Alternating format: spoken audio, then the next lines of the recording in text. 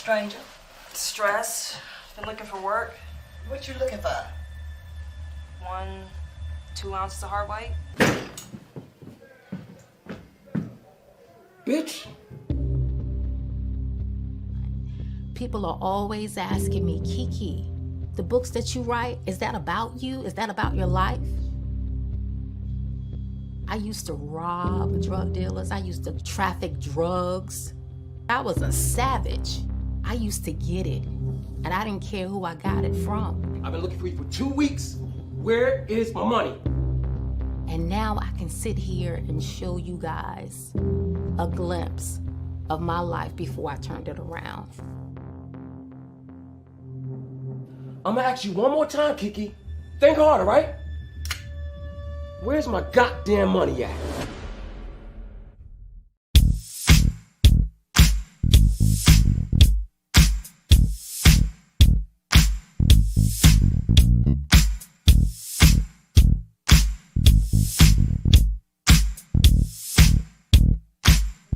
Mrs. Santana, you look stunning. What are you wearing? And tell us about this new venture in the fashion industry. I'm wearing a piece from my own line. It's called Kais, designed by my brilliant partner and friend, Karen Blackwell. Wow. Look at Adriana Santana. She's hot. I don't see Lewis anywhere, though. I noticed Sheldon Chisholm and his family are here. Not to mention the other half-dozen criminals in here. Oh, no, you don't. We're here to have fun. But why are you here alone? Where's your recently acquitted husband, Louis? Louis is back home resting. He has his share of bright lights and cameras. We just want to leave that whole thing behind us. No work today. We've been here for 5 minutes and you're already profiling people? Come on now. And what else are you looking to see tonight? All of my friends and to show off her brilliant work. Everything that you're about to see. We can't wait for it. The only reason I invited you is because you're my best friend and we never get to spend time together. Plus, you're killing it in that dress. Here comes Jess. I wanted to introduce you to.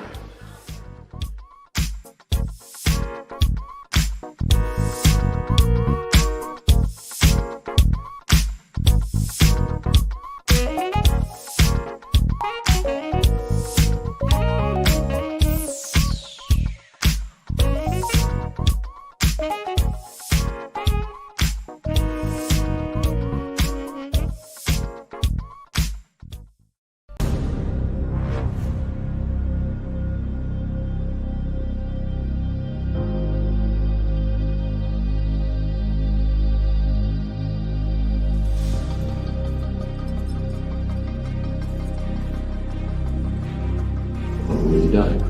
Roger that.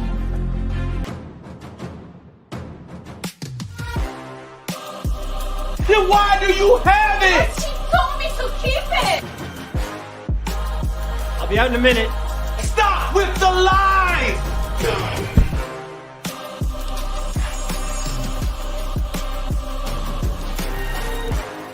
He's a very flashy Haitian with a penchant for violence. He's no one to play with, Haitian. Where's my goddamn money at? Sakura is dead. Play with me again. I'm tired of hearing you talk all the time. Save it. Save it. She's my friend. She's my friend.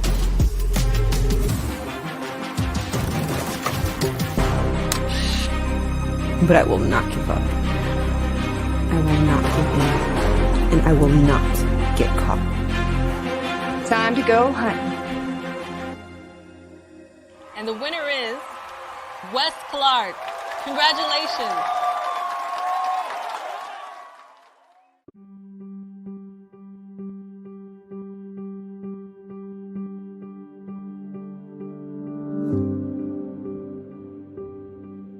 Yes, she's my mother.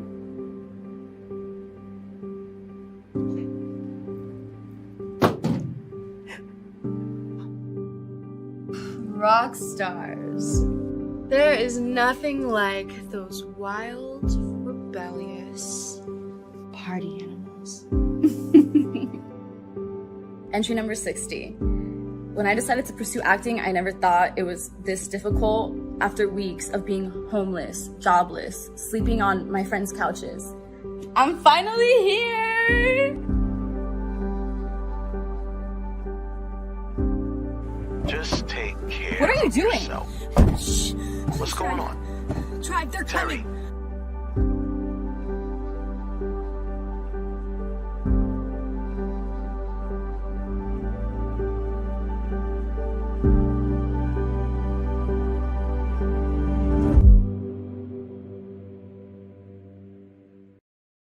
Where have you been?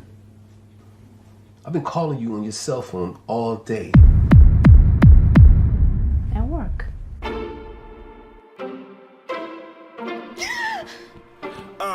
Faith wake up, dope sick, fiending for a sniff. Left the house, ain't tell her husband she was gone, she just dipped. Why is it that you are taking large sums of money out of our account every single day? While her family's at home, she's out there chasing that high. Roaming up and down the block, she run into this pimp guy. He's conversating with her, asked her if she trying to make cash. Next thing you know, she's in front of the pink house selling the ass. Then she gets dope sick again. She need that boy, so she out there searching again. She's tired of her life. For years she done wrong. Now she wanna do right. She go to rehab to get the help she need, and she tell her family.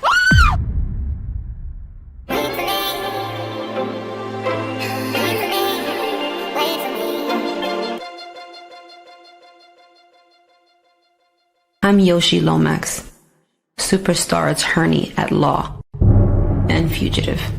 So, you're the famous Yoshi Lomax. Probably more infamous. I'm on the run from the federal government for crimes that I didn't commit. Gentlemen, I'm Deputy U.S. Marshal Sharon Starr. I'll be taking things from here. Not to mention being on the hit list of at least 3 of Miami's major crime bosses. I wanted to apologize in person for leaving so abruptly last night. Welcome back. That's Vladimir Kuzetsov, a Russian crime boss. He's been a suspect in over a dozen missing person cases. I mean, I didn't get here to be this successful for doing things the American way. I need a list of the jury for my case with Hanshu. Oh, really? What's that worth to you? Oh my God, you're such a... Mr. Santana is to be released upon processing. So what do you know about Sheldon Chisholm? What do you want to know about him? I really need to know if you're going to take my case. I don't have time to play, Miss Lomax. Money is not a problem. You know anything about his case? It's being handled by agents in my field office. I've learned that in this game of life, in order to win, Ready to dance? you gotta play dirty. You might look at me and see a beautiful, confident, successful woman. Congratulations, counselor. Yet another win. But underneath, I'm flawed. I'm broken.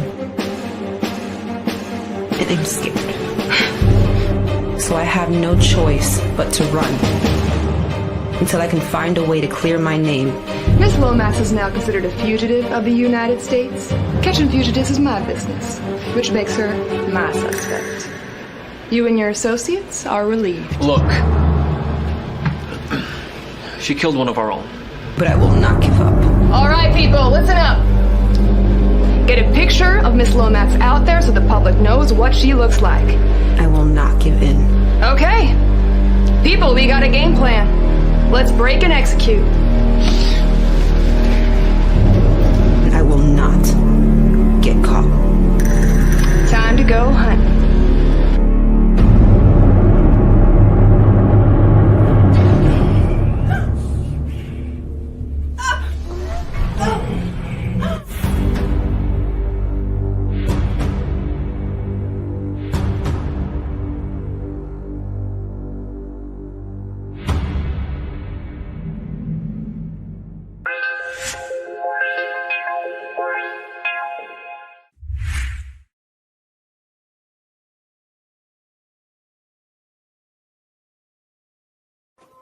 So we have the extended version of the dream sequence right here. Sheldon comes to visit Yoshi in her hotel room after their meeting. Yoshi looks a little nervous at first, but then you see things get a little steamy after he throws her against the wall. And right here, Yoshi thinks she has everything under control because that's how she manipulates men through her sexuality. So, in her mind, she has him right where she wants him. You see, that's Yoshi though. She's hot, she's sexy, she's manipulative. She uses sex to get the upper hand on men. Get the win no matter what the cost. And as you can see, this is not exactly the result she was looking for. We shot this scene in Atlanta. Chuck Gomez was the director of photography. Great scene, good acting by Zasha and Wilner. For pop R&B artist Jamela. I picked Kelly. Yeah!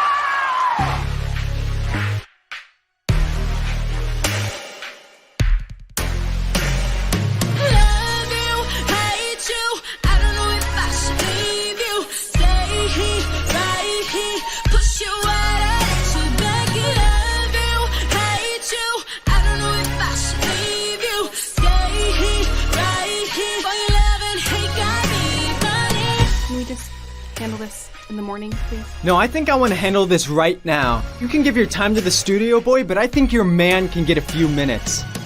All right? Hey, don't walk away from me. You're hurting me. Stop, please. Get in the car. I've been down this roller coaster, around in circles. We go trips around the moon. So confused, so scared, so in love, so unfair. It's so unfair, yeah.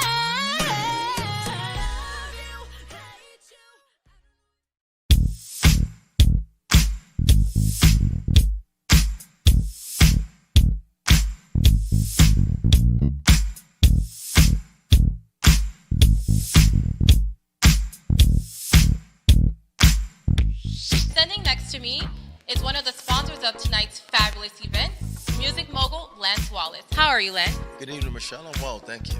Excellent. Now, are you concerned with the recent backlash for the drug charges against your group, Grind Time? And what's the status of the case? Worth a Billion Inc. and its artists will always maintain its innocence. This is clearly a misunderstanding. And we're here to promote positivity and give opportunity to our people and to all people.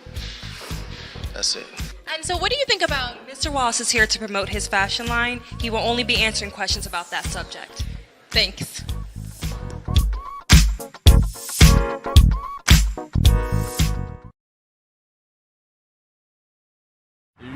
So, actually, we got everything up until the part where you started doing that, so we'll probably start there, but we're going to move in closer and get a closer shot of that. Okay. That's what we done with that. Okay. And then I think he wants to do some steady cam stuff, so. Chastity, Maria, Sydney, Mackenzie, and Lucy. Well, hello, ladies. I'm Bella. I have a question for everyone. Why do you think rich men cheat? Control, attention, power. Here, you will learn how to gain ownership of all. Are you ready to take that step?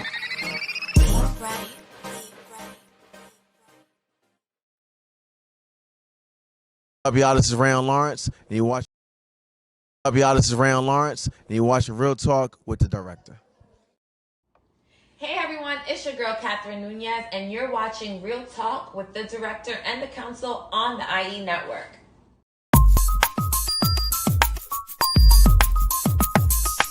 Real Talk. Hey, I'm Gina Lou, and you're listening to Real Talk with the Director on Dollhouse Radio.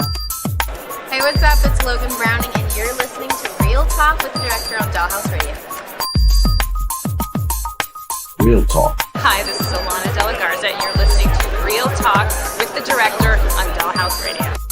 Hi, I'm Diane Franklin from Better Off Dead and Bill and Ted's Excellent Adventures. You're listening to Real Talk with the Director on Dollhouse Radio. Hi, this is Monique Capri, and you are watching Real Talk with the Director on Blog Talk Radio.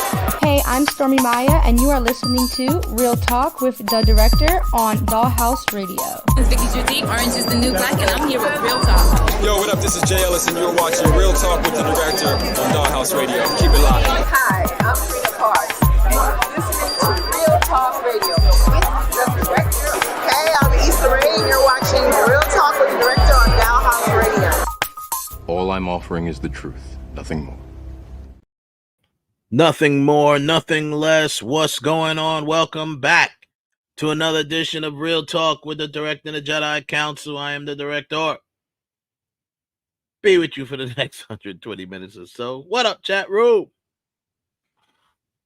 How y'all doing? What's up? Real Talk's brought to you each and every Monday by B2S Media. We broadcast live via the World Wide Web on youtube.com/IE Network TV. And the social network itself, Facebook, aka Meta. And newly, is that the word I use? And a new audience is over here on Instagram. Yeah. So what's up, people? Happy Black History Month. And I think there's a leap year this year. Happy leap year. So yeah, February the 5th right now. Another Monday, and we're back. I think this might be is this the first time we're back for the new year? We might have did one earlier. Whatever. We're back. We took a little while. Shout out to the chat room, everybody, of course. Joseph Tanner holding us down. Shout out to a new member we have here, Erica F. Became a member of our YouTube channel community, our IE network community. So welcome. Make sure you check out Real Talk Mondays at 8 p.m. Eastern Standard Time. And of course, we have the one and only Heaven Hollywood Experience, where he's dropping videos periodically about all of the updated news and media entertainment. Got a new show coming this month. Gonna be launching this month. Finally, a new show that we got called Generations.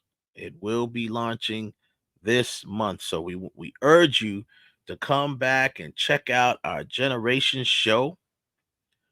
That is a show that will basically be, it sounds like what it is. It's a hot topic / debate show where a representative from each generation will be in attendance, and we will talk about current events, sports, film, and movies, television, everything, man. Like I said, current events, topics of the day, a lot of things, and a lot of more important topics as well. So we really want to bring that discussion topic, because it's really designed to bridge the gap between the generations. Now, there's always going to be a generational gap. We're always going to have that issue with, the generation before us is always going to have an issue with what we're doing. We went through it. I'm Generation X. We went through it with the baby boomers. The baby boomers said that rap music is never going to last. They said, that's noise. It ain't real music. Now, this is real music. So we all got that. So now, us Gen X, and then you have millennials, which is pretty much our children. The Generation X children is pretty much millennials, and you got millennials children is pretty much Gen Z.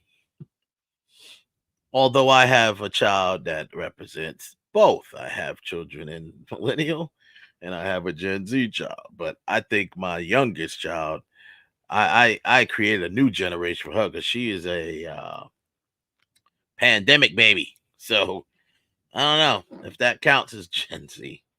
We have to give them a new name. I'll call them I don't know, pandas. Pandemic babies, or the other one, quarantine, Generation Q. Let's call them Generation Q. They were born, if you were born during quarantine of the pandemic, you are now part of Generation Q. And yeah, they're special kids.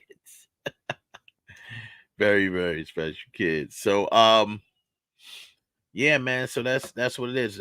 Check that out. That's gonna be dropping soon. Make sure you check out our power show that my brother and I host. We drop videos every week. The show is called that we it's a weekly thing that we do based on the Power universe, and it is called The Original Plan.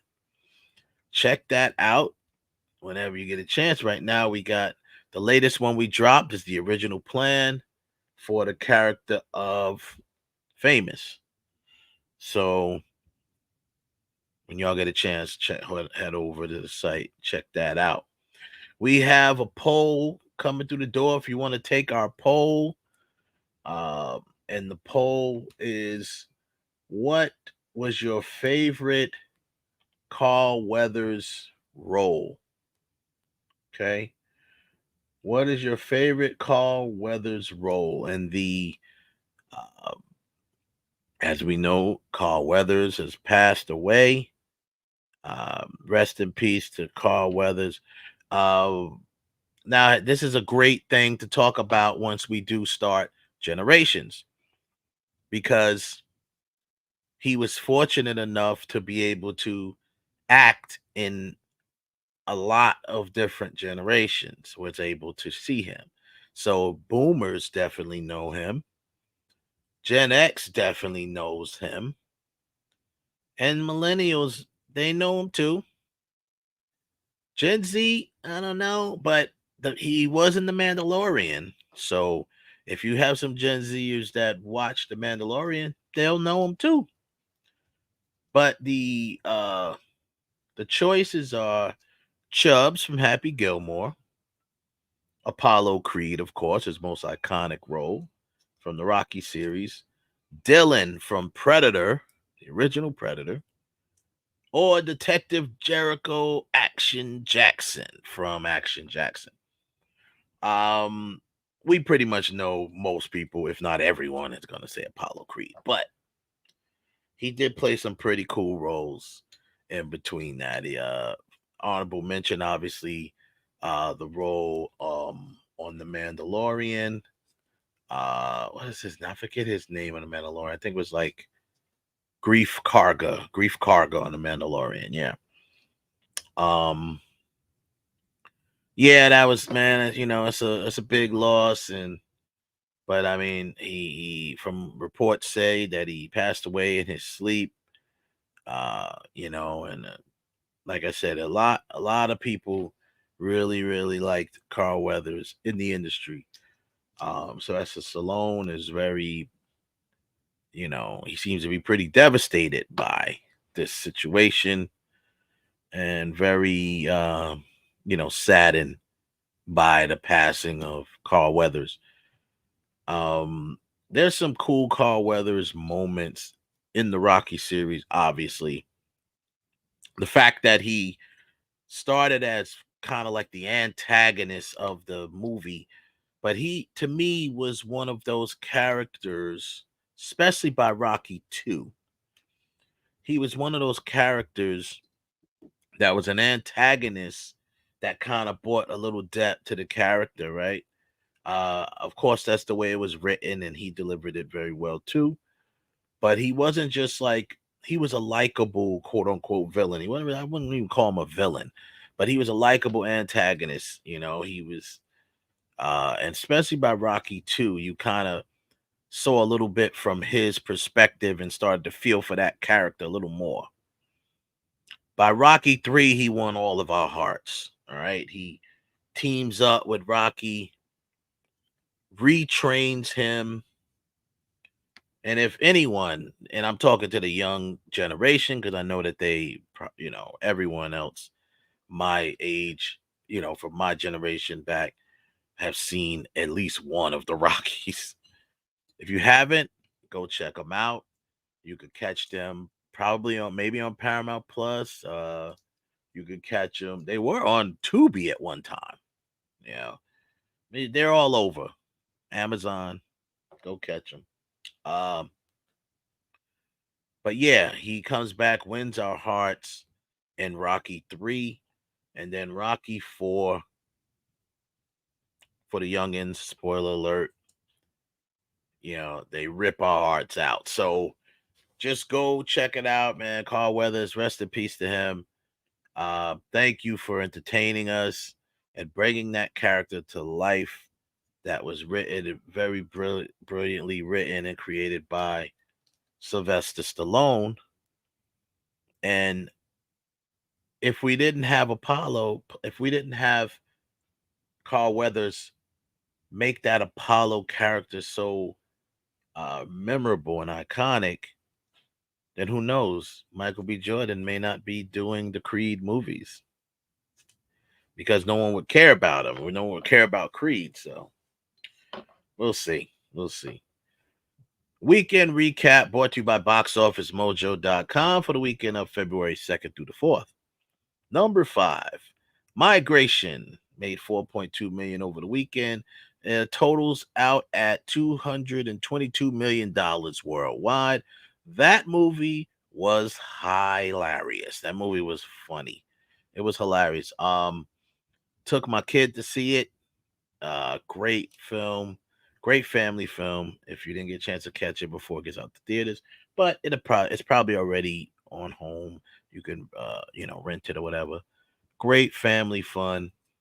I was a little upset when I first saw the trailer for it because I did write a film that has pretty much the same premise, so I may have to scratch that film now. But I wrote a film called Gone South, which was an animated film about birds going south, migrating.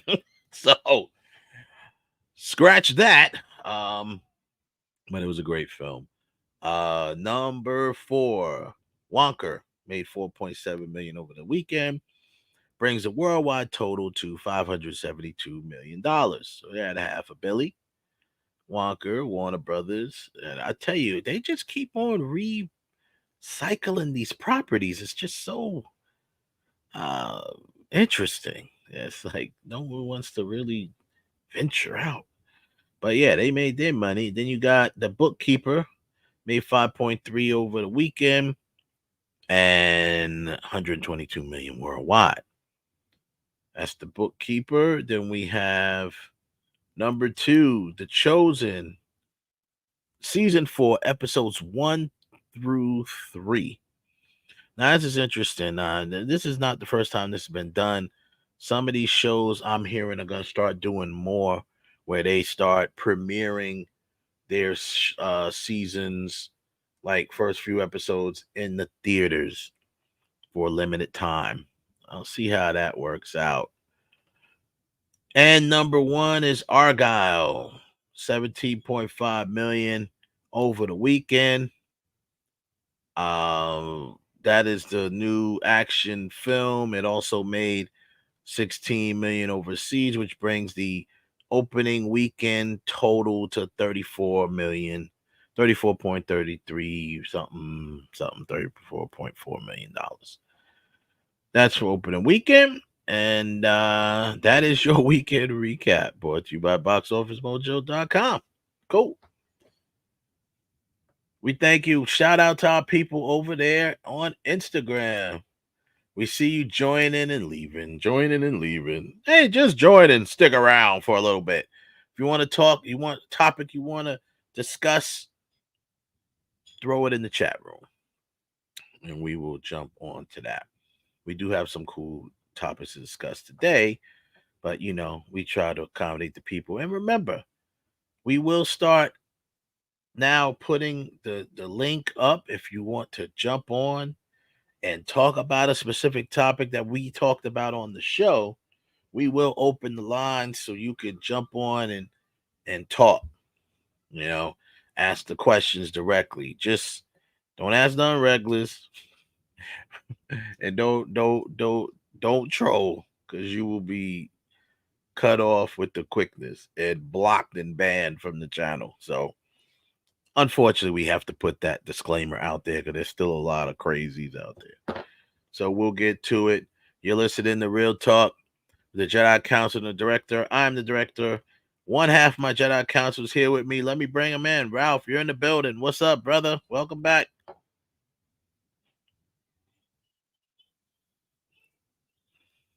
Hey everybody, welcome. Thank you. I'm welcome back in the cold, out of the sun. Yeah. Back to the gray.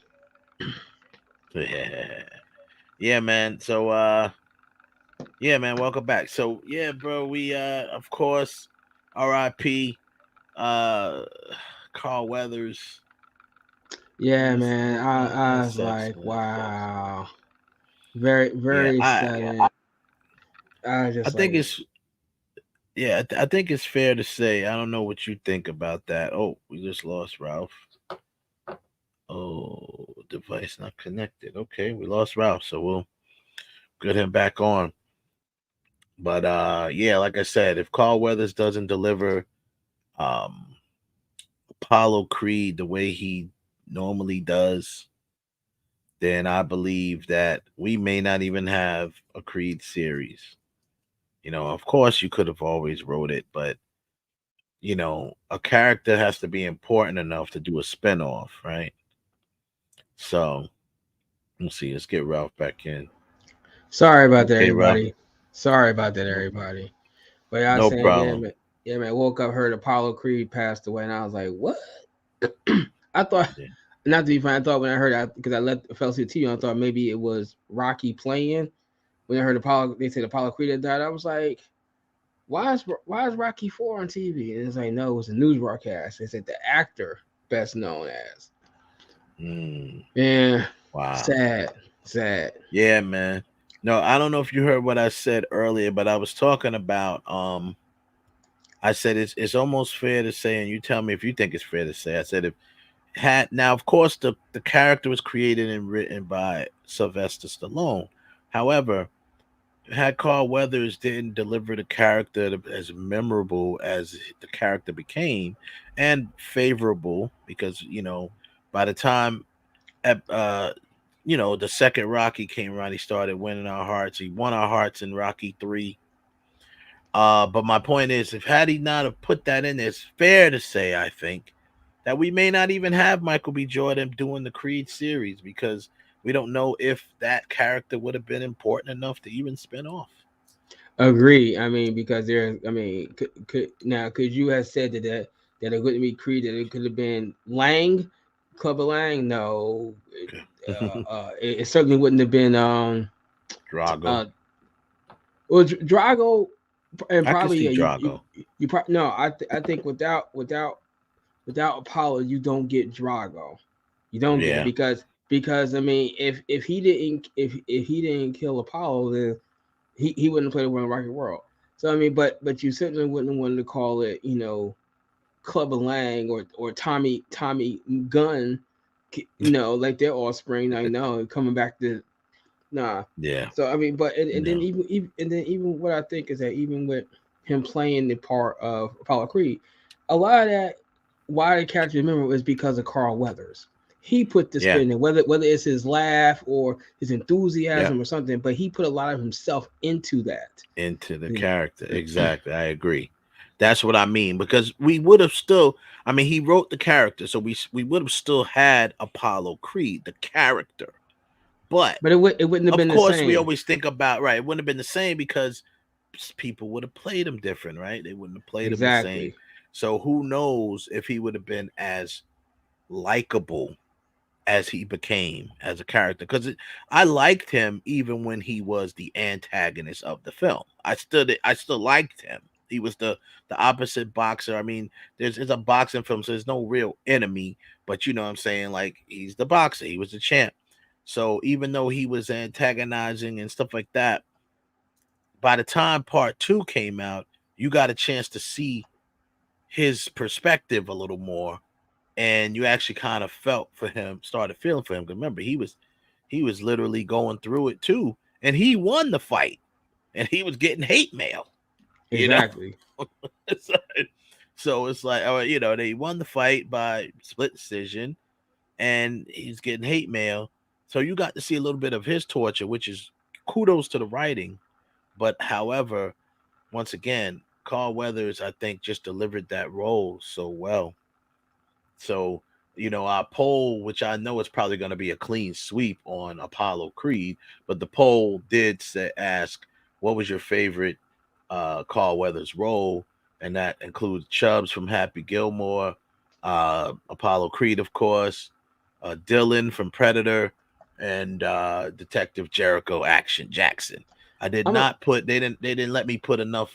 They did not let me put another level, another The Mandalorian. Yeah, I was trying to put the Mandalorian, but I was only able to put 4 choices. So I could have put Mandalorian instead of Happy Gilmore, but a lot of people kind of like that little scene with him and Happy Gilmore too. Well, I'm gonna be honest with you. I put it for Apollo Creed, however, if they had did a second Action Jackson, then that's something to talk about right there. Man, that's one of the movies that it did not do very well at the box office, but on home video, it has achieved a cult following. There really should have been a second Action Jackson. Really should have. I agree 100%. There should have been a second Action Jackson. I have no idea why there was not. Me neither. No. But I think if there was a second one, then you got to ask, wait a minute, is it really Apollo Creed or the name Action Jackson? It's just like, damn. And this is the funny thing, because I brought that up because a lot of that's our generation, of course, and a lot of people that did see that movie. That movie was, like you said, it didn't do great at box office. It was a good movie. It was a fun movie. Popcorn and soda. It had a lot of action, and it was called Action Jackson, especially for that era. And you got a chance. Carl Weathers got a chance to really just get his leading role and just be that guy, man. And I till this day, I don't understand why they didn't do another. Out of all of the other movies that they just continued into a big franchise of garbage, like, why not give Action Jackson another shot? Exactly. But the truth why is, not give Action Jackson another shot? Right, but it's one of those movies. There are a plethora of movies that have come out where you was like, I can see. Like, I would have liked to see a second Action Jackson. I like the movie Running and Scared with Gregory Hines and Billy Crystal. I would have liked to see the second part, and maybe not with them being those characters, but the two of them together. I would have loved to see the second movie. The two of them together. It's just like, it's like Pryor and Wilder. Like you loved seeing them together. You loved seeing Cosby and Portier. You know what I mean? Like, you got those two guys that you just like. You want to see them in multiple movies, so that's what happens eventually, But I could have seen that with those two. That would have been cool. See them in other movies together.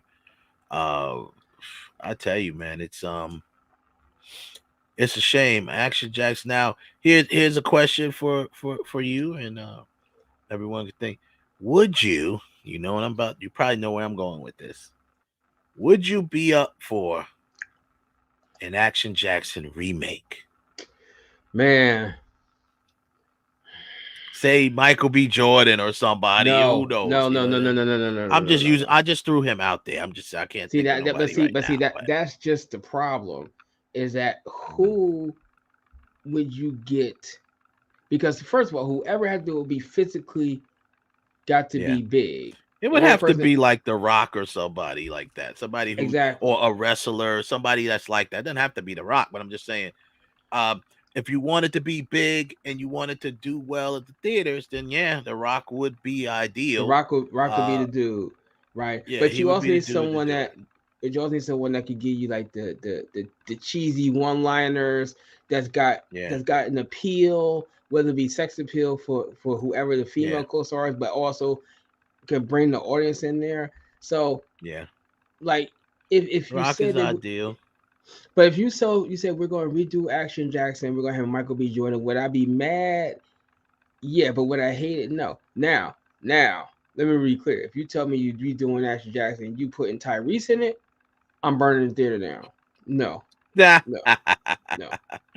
Yeah, I wouldn't want to see Tyrese. Like I said, if I had to do someone that wasn't like big physically like The Rock or somebody, then I would go with Michael B. Jordan, maybe. Who else? Just actor or whatever. But that right there, that is just the problem, right? When it comes It's to hard. that, It's hard to find. Yeah, it is very hard, and you're sitting there like, I'm saying like, wow, I can't think of it. I can't think of nobody right now.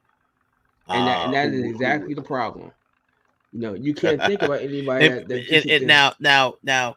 See, The Rock is going to fill the role closest to the Action Jackson that we know.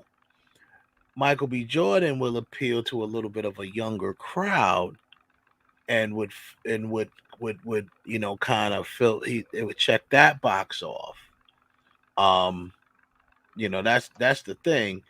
And Michael B. Jordan, I mean, he's definitely physically in shape.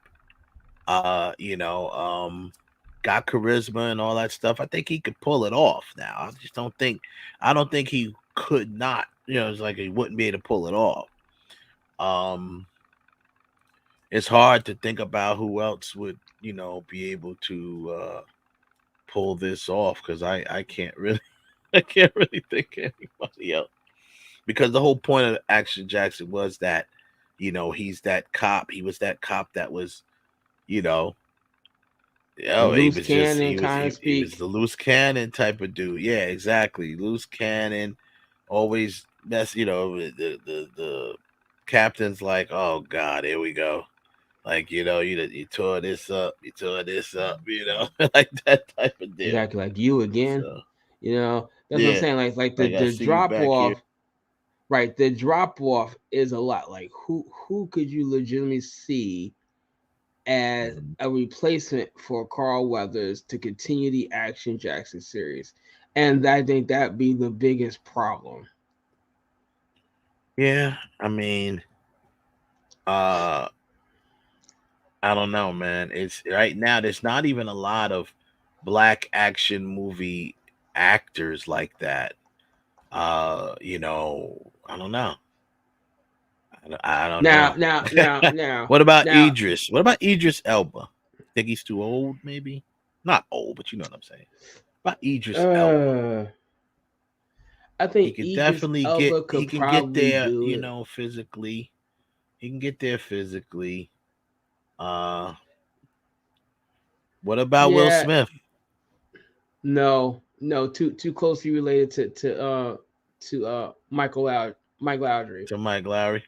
Yeah. Too much like a Mike Lowry type of character. Exactly. So I mean, you think Snipes is past his prime? You think Snipes past his prime? Past it. Okay. Yeah. I'm not gonna go with Merschler with Ali. I don't think him. No, I don't even see him as an action star.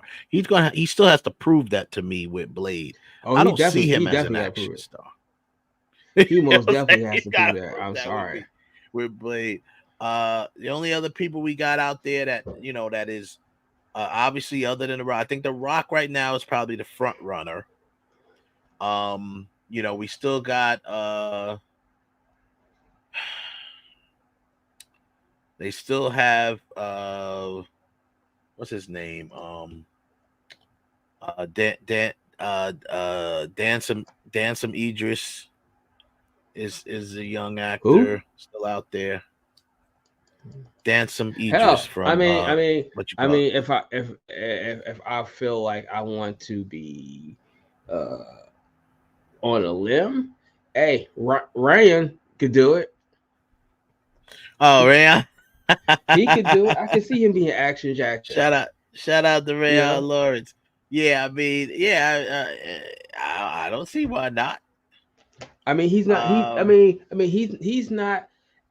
He's not as big muscular as Carl Weathers is, but he's got some bulk. He's definitely got the height. He's got a look that females will like, and he if pushed to it, he could bring up the cheesy one-liners.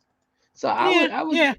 I mean, it's not a. I give him a nod. To fill this role. It's not a, and this is definitely no disrespect to Carl Weathers, but it's not an acting thing to fill this role. It's about if you're believable in the role, as far as the machismo, the macho-ness, the one-liner, The bravado is all the that bravado. stuff. Yeah, all of that stuff has to be there, and it starts with just the overall. What about Michael Jai White? He definitely has the action chops to do it.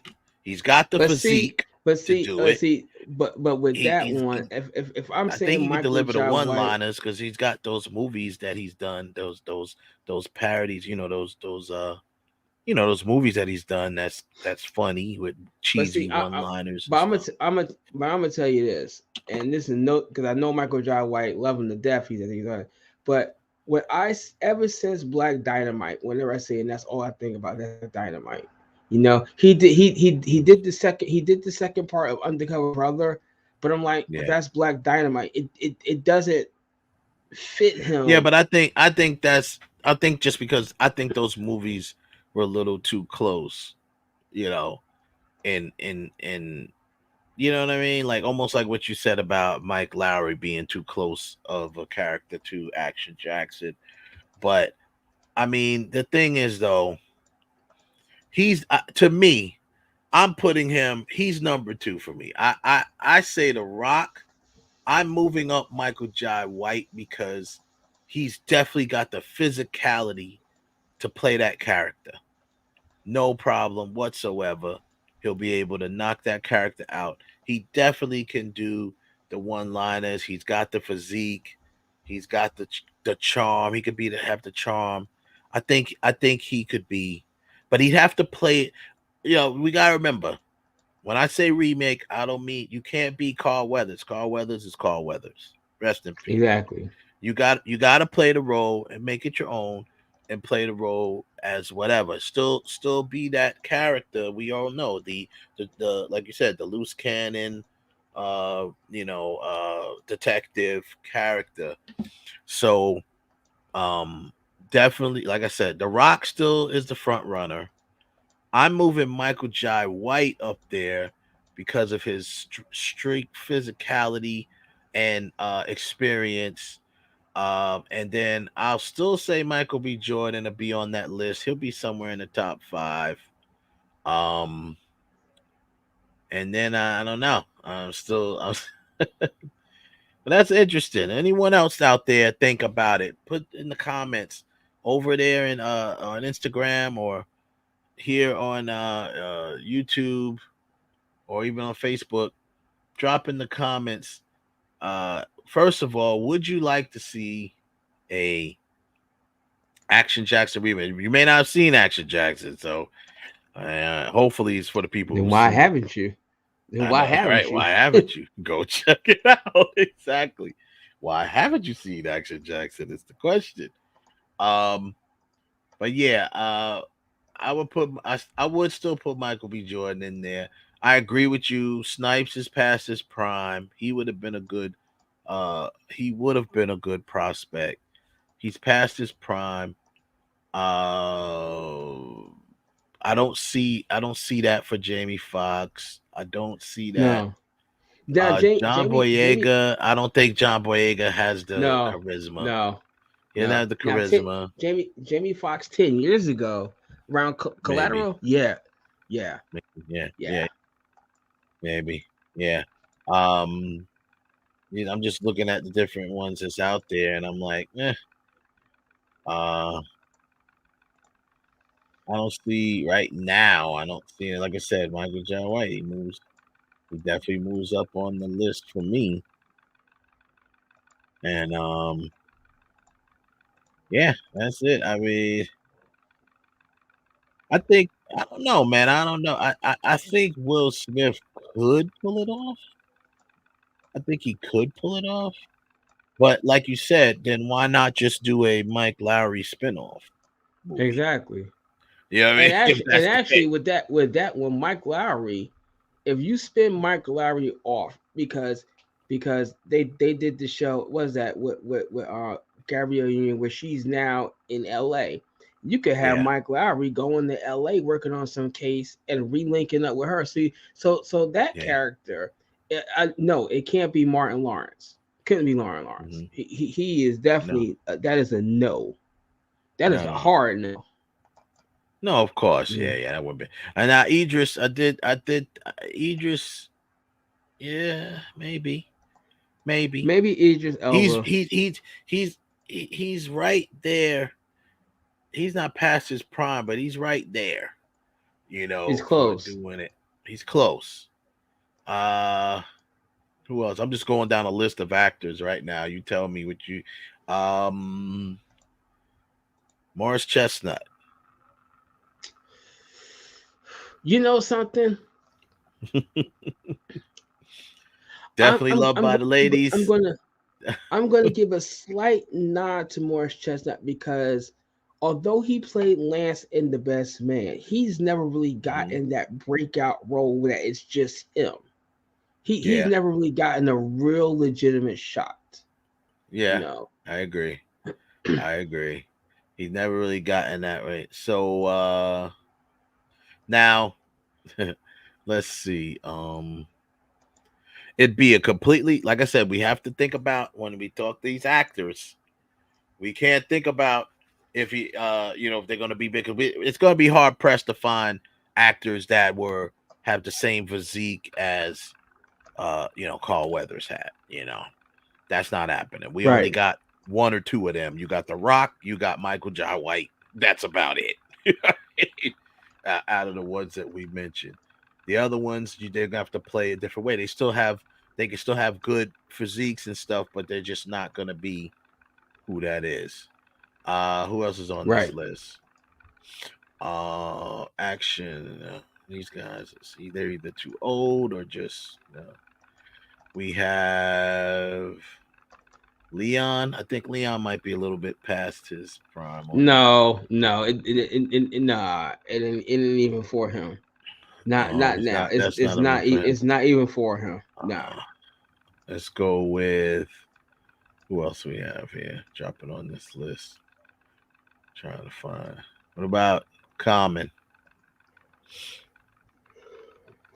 I liked him he did impress me in John Wick as far as his action. Yes, he did. He did. He impressed in that. And I'll give him Wanted.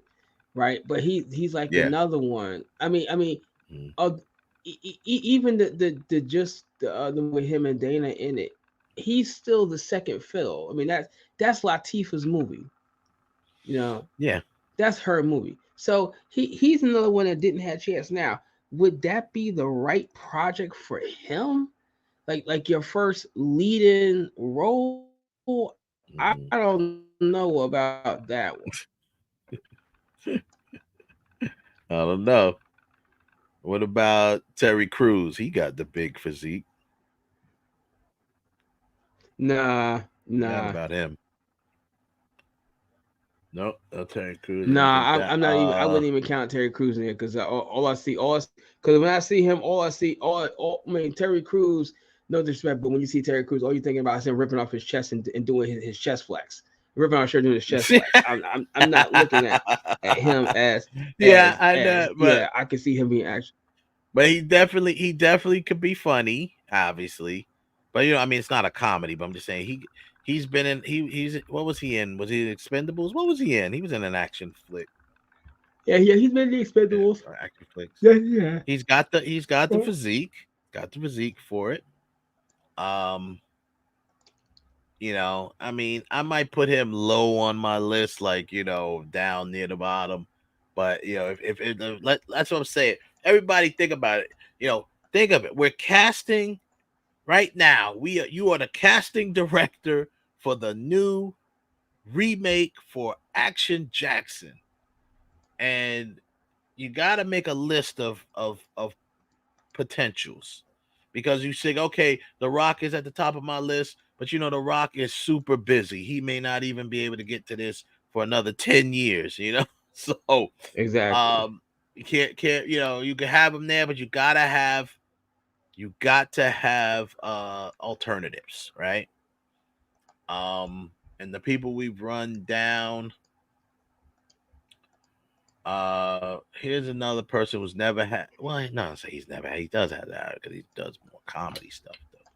On this list, I definitely don't see No Kevin Hart. Let's see Ice Cube. Oh no, it can't be Kevin Hart, even though he would do it a It can't whole be Ice different Cube. way. But It's too past. It's too past for Ice Cube. I mean Ice Cube Too or Ice past, T. yeah. It's too past. Yeah, for it's them. past time. They passed their prime. Marlon Wayans. Interesting choice. I think he would do it obviously his own way. He would do it differently, but I wouldn't sleep on Marlon Wayans, because he could be serious, he could be funny, and he's got a little action going on too. I think, and you know, Marlon, I'm just saying, he wouldn't be near the top of my list, but he would be interesting to do that. To write them down. Mm-hmm. Okay. Eddie's I past might his go prime. with- Eddie's past his prime. Eddie would do it, Yes, but he's past his prime. Eddie didn't even want to do Beverly Hills Cop no more. He didn't even want to do the stunts for Beverly Hills Cop. Exactly. So you got Marlon Wayans. What about he'd have to do what about Mike Epps? No. I've never really liked Mike Epps at all. I mean, frankly, I never thought that the man was funny. Okay. No, I never thought that the man was funny. Not one bit. So no, I would not. What if not, since we're in that pocket right now, we're in that bag.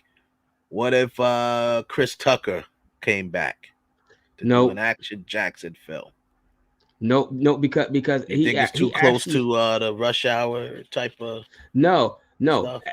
He had an idea for an action film long time ago called 00 Soul, and he never got it off the ground. Never. Oh wow. Which he should have, because he was kind of doing like a Black James. It was gonna be like a Black James Bond, right? He had been talking about that. He had been talking about that thing for years, and he never did nothing with it. Nah. Oh man, I'm still trying to. I can't think of no. So all right. So we got, for everyone who may have just joined the rooms, whatever. Right now we're doing a quick little fan casting of a remake for Carl Weathers, rest in peace, Action Jackson. If you was gonna do a remake, we're casting it right now. Who are you casting as the title character of Detective Jericho Action Jackson? Right now, we tentatively got the top of the list is Dwayne "The Rock" Johnson. But once again, if you're a casting director, you know that Dwayne "The Rock" Johnson is super busy, and he probably wouldn't be able to do the movie for 10 years. I have Michael Jai White down. We also kind of included Michael B. Jordan, as we talked about him. We mentioned, who else did we mention? Rayon Lawrence. He'd probably the dark horse, Rayon Lawrence. We That's also my pick, mentioned that was Ralph's pick. He put him in there. That's what That's I'm my saying. pick. Rayon. Anything Rayon in, I'm all for it. Exactly. Then of course we have I mentioned Marlon Wayans. Who else did we say? We said someone else off that list that I was looking at. But yeah, it's tough. It'd be tough to actually cast this character. I'm trying to think of some more out here. Shout out to Geek Casters in the building. What up, my brother? Um, Anybody else pops into mind? I can't think of none of the dang on black actors right now. I mean, obviously we mentioned people that have passed their prime. Denzel's past his prime. Will Smith, I still think Will Smith could pull it off. I just agree with Ralph that if he's gonna do an Action Jackson film, and like I said, he could definitely pull it off. But why not do a Mike Lowry spinoff film if you're gonna do Action Jackson? That's very similar. I think Jamie's a little past his point that he would be able to do it and pull it off. We know Idris Elba we mentioned might be. He's right on the cusp of being, remember it might he could deliver it though in a different way. Meaning like this could be his Bond film that he never got. You know what I mean? Could be. If they came at it from that angle, right? Because a remake of Action Jackson doesn't necessarily mean you have to do the exact same story, because that's a story that might be kind of dated and stuff like that. So you have to do a new story, but he's the same character and he's the spirit of the same character. So, if you did it more spy film-ish, you could kind of replace the Bond film he never got. I already said Michael B. I think Cuba Gooding is past his prime.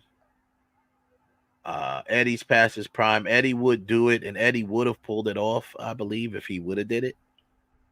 But he's past his prime on that. He doesn't even like to do stunts anymore.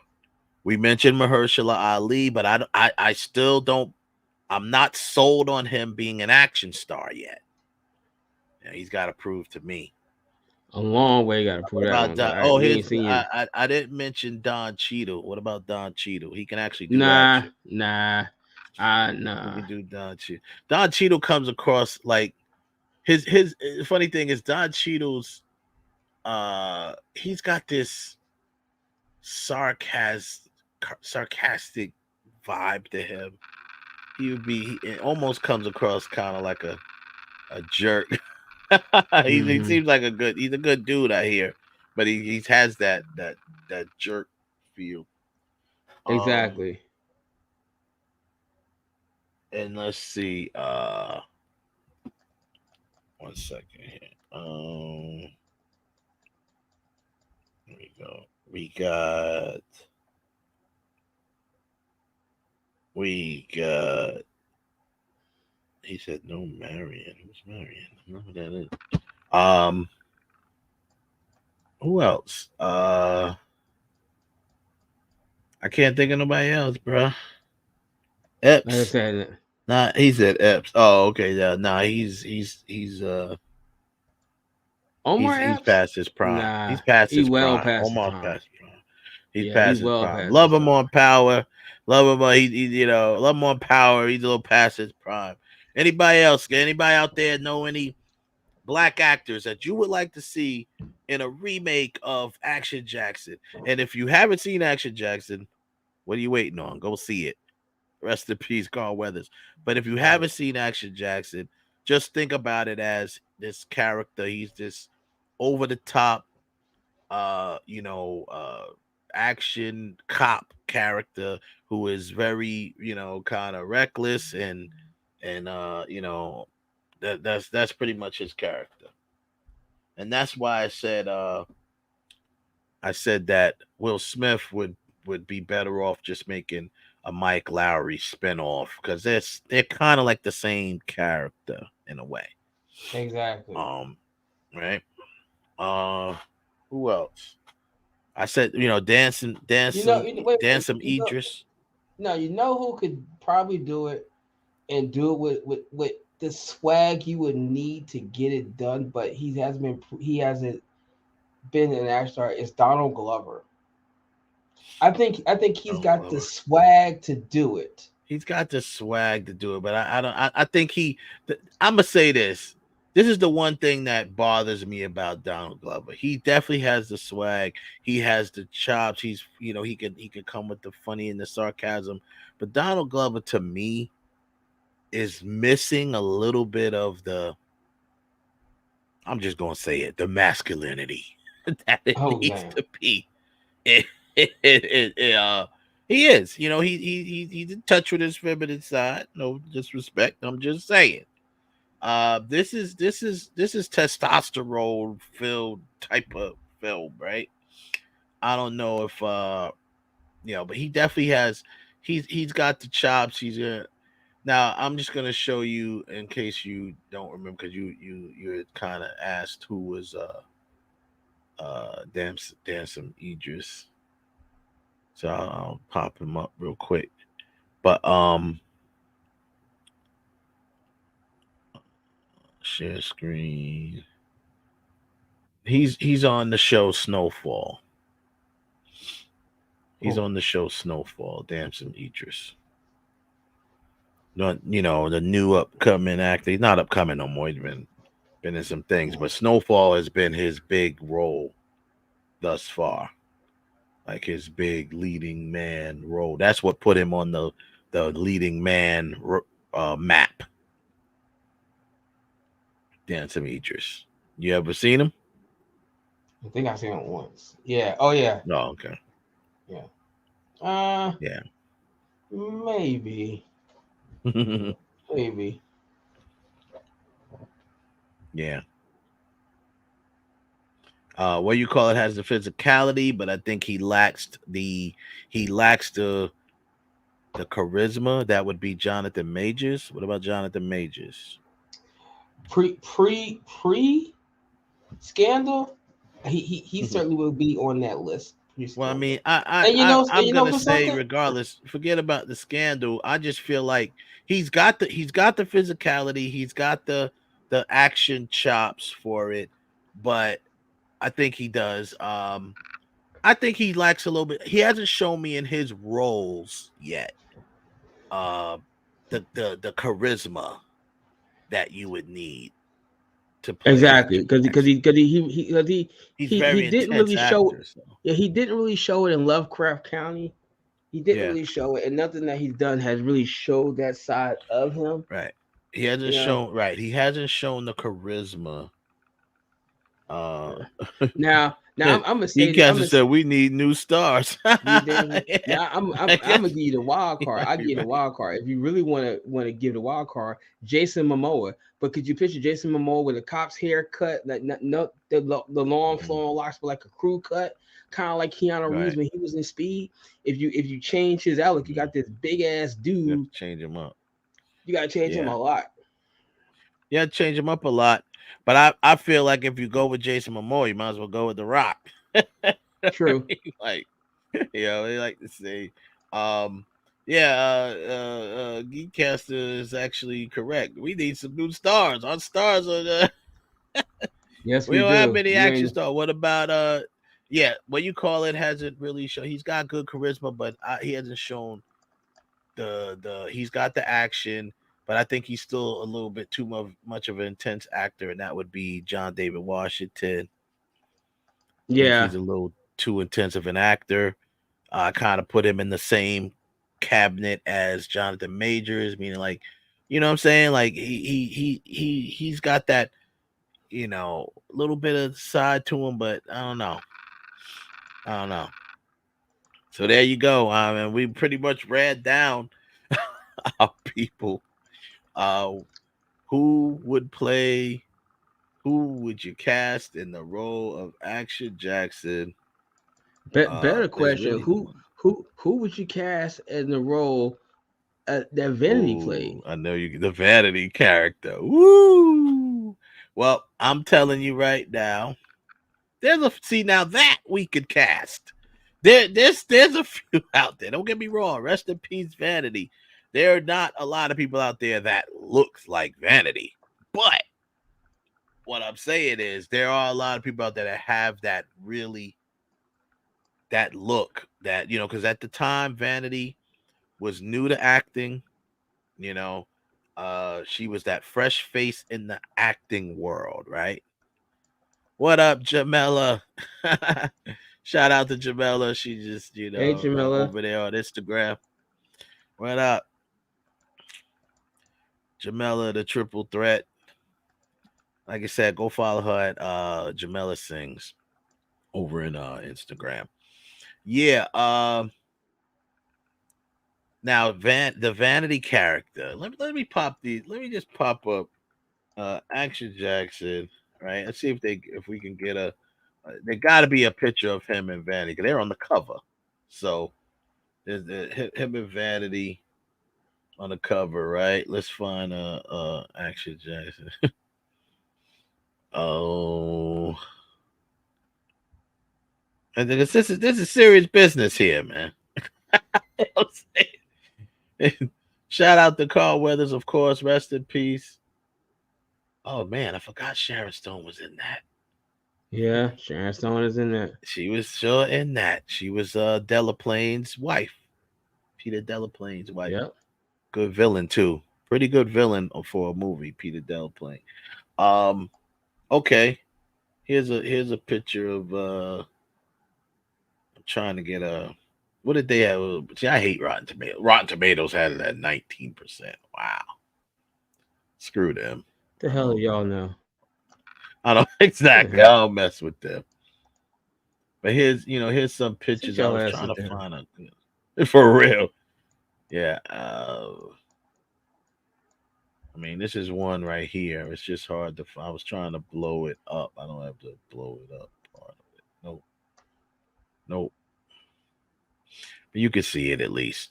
Vanity, of course, one of the most beautiful women to walk this planet, as far as I'm concerned. Pretty much. So who at this point is who we casting in Vanity's character's place? What actress today? You know what? You see, you know what? Since Vanity was Singer, I'm going to sit there and say another one named Rihanna.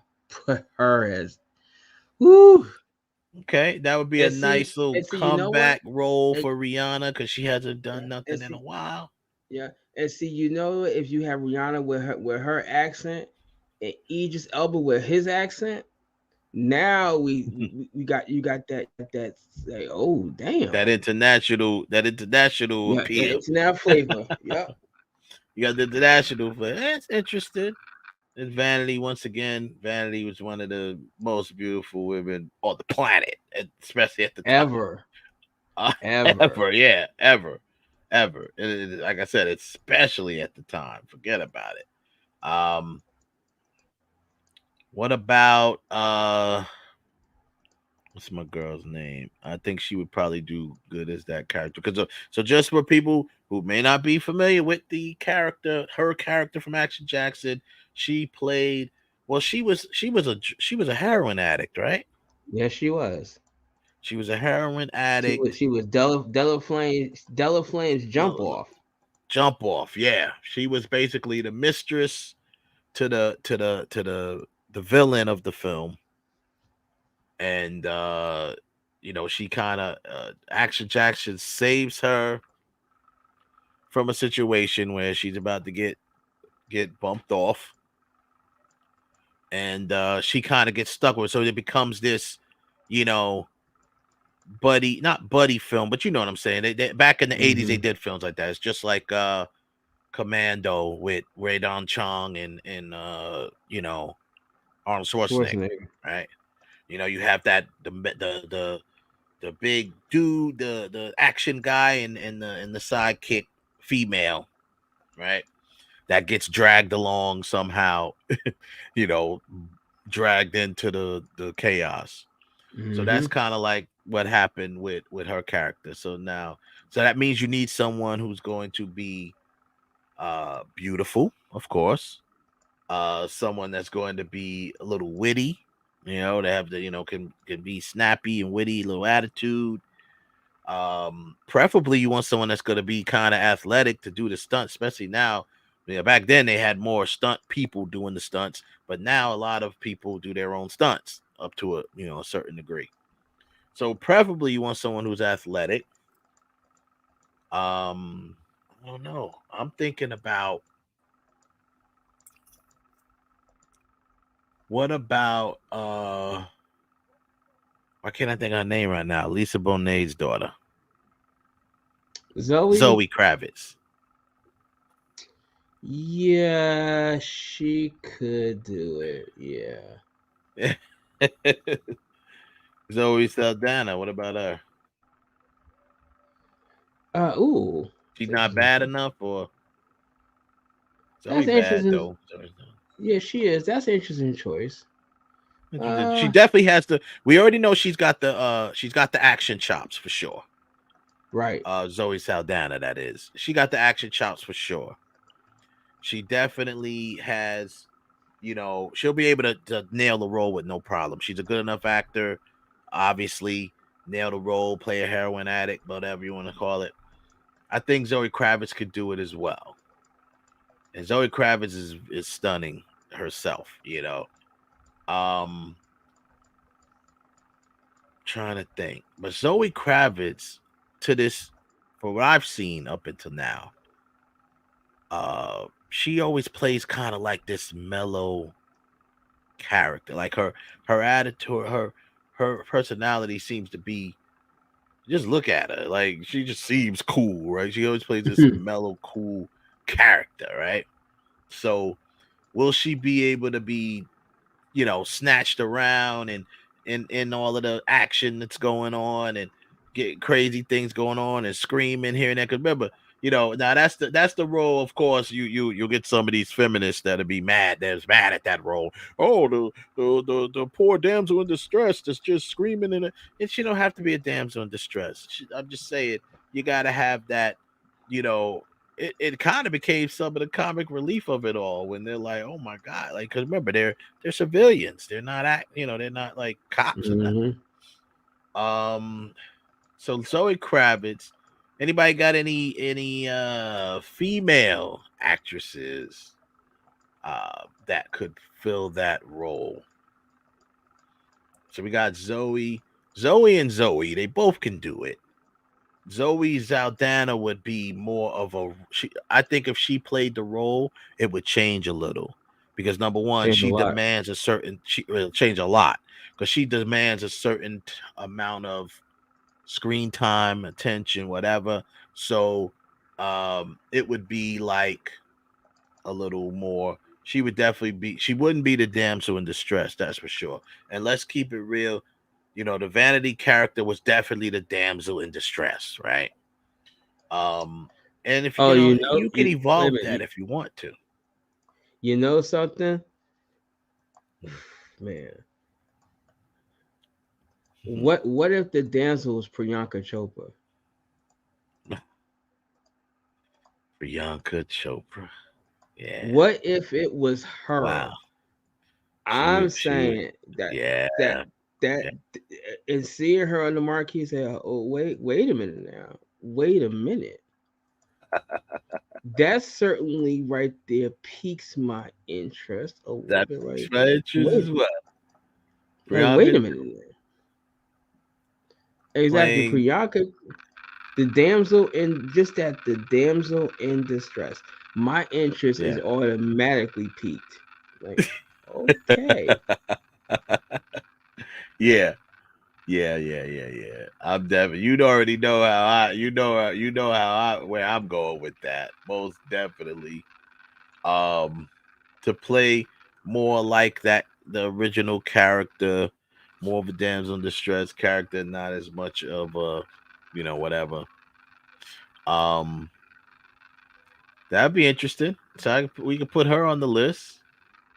Priyanka Chopra as the still one of my favorite shots of her right here from that show on ABC. What was that show called again? Quantico. Quantico. Yeah. And that I tell girl this is story all the that time. woman is all woman. There is nothing, nothing about her. It's just like Bruh, I'm let here. me tell you. Let me tell you. I tell the story once a year. Like I said, I literally saw the commercial for Quantico. There was no volume. I looked over it and I saw the commercial for it and I saw her. And I was like, I'm in. I didn't even know what the show was about. I just saw it's a cop show. It's called Quantico. So it's definitely a FBI show. And I saw a little bit of action stuff they showed. Then you saw her. And you saw her, I said, oh, I'm in. But she also just proved her action chops in the series that the Russo brothers did. That new series. She killed it in that. She killed it in that. So Priyanka Chopra definitely, she about to move to the top of the list. Anyone else though? Anyone else? Well, shit. And then Now we'll is move it? on Do, to the do you next need anyone else beyond? No, I don't. So now so out of the list of guys that we mentioned, who matches up best with Priyanka Chopra as the lead, as the vanity character? So now, do we I know you mentioned Idris, before. You did that you mentioned that with Rihanna. So far for the list, we got Priyanka Chopra, we got Rihanna, we got Zoe and Zoe, right? Zoe Kravitz, Zoe Saldana. Obviously, the roles would change depending on who plays the character, the vanity character. Very interesting. I think it's a very interesting time. Most of the people from our Gen X, they'll consider it an interesting topic. Gen Z's probably like, who are these people? Right. Well, I mean, they know who the people are that we're bringing up. Everyone knows who Rihanna is. Everyone, but they're probably like, what the hell is this Action Jackson? What are you talking about? So, like I said, if you've never seen it, why not go look it up? I already got ask the yourself a person question. to play. How you like your ribs? You like your ribs. Then you got there's two people in my mind right out the gate that could play the villain Peter Delaplane right out the gate. Number one is Billy Zane, and number two is Cillian Murphy. I think either one of them would destroy that role because those guys just have the look. Cillian Murphy is good, good as an actor he is. He's a phenomenal actor, but he just looks like a villain to me. Like even when he was cast as, Oppenheimer, I'm just like, you look like a villain. He just Cillian Murphy has one of the best looks in Hollywood, in my opinion. He just got this look. But I can see that dude, like, he looks like a serial killer. He can play. He just looks like a villain. It's like Billy Zane. Billy Zane is a good actor, but I can never see Billy Zane as a good guy. He is a classic villain. You know who else? Know who else you could throw in as a villain? Eric Roberts. Definitely Eric Roberts. Eric Roberts. I could say he is like tailor made to be villains and everything. He just is. Yeah. He just seems like he is tailor made to be the ultimate villain, and no matter what role you put him in. Yeah, definitely. I'm definitely, Eric Roberts is another one.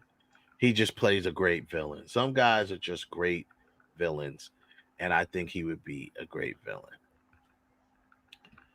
If you wanted to go superstar type of character actor that could play him. There's a lot of actors that could play Peter Delaplane and be a good villain. Let's. I mean, Well, hell, if you went superstar, Robert Downey Jr. Robert Downey could play anybody. Nah. He could do it. Yeah, he could. He'll be a great. No. Yes, he could. But if you really want to put asses in the seats and put Tom Cruise as Delaplane, yeah, that would be great. But once again, that role would change if Tom Cruise played Peter Delaplane. Peter Delaplane would be. It'd be. I mean, even though Delaplane was like he fought Action Jackson and stuff at the end, but that role would change a little bit. But it would change for the better. It would change a lot, but it might change for the better. Because if he was Peter Delaplane, he would be boots on the ground Peter Delaplane out there doing, he wouldn't be sitting back with minions doing his work. He'd be doing it himself. Yeah. I mean, I'll take if I was gonna put big bucks, him, or Leo. Yeah, or Leo.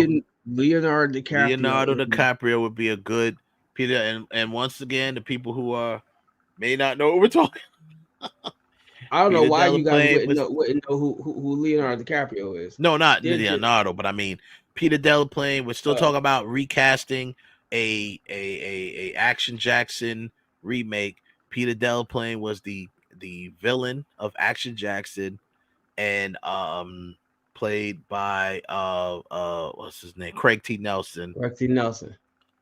Right. So I would definitely. So now we're just talking about who would be a good villain in this film. I mean, if you go with my man, that you just said, if you went with Tom Cruise, oh my God, it would be crazy. Now see, Tom Cruise, Priyanka Chopra, and I'll even throw it out there. And Will Smith. Oh, I'm into that one. Because I don't want to diss.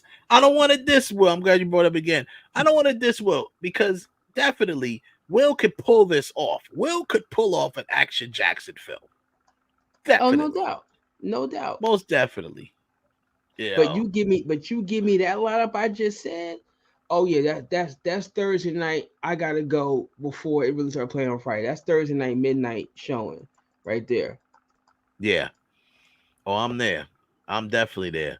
I think I'm there regardless. If you got Tom Cruise and you match him up against any of those guys we mentioned, I think what you call it isn't big enough of a name to match against him.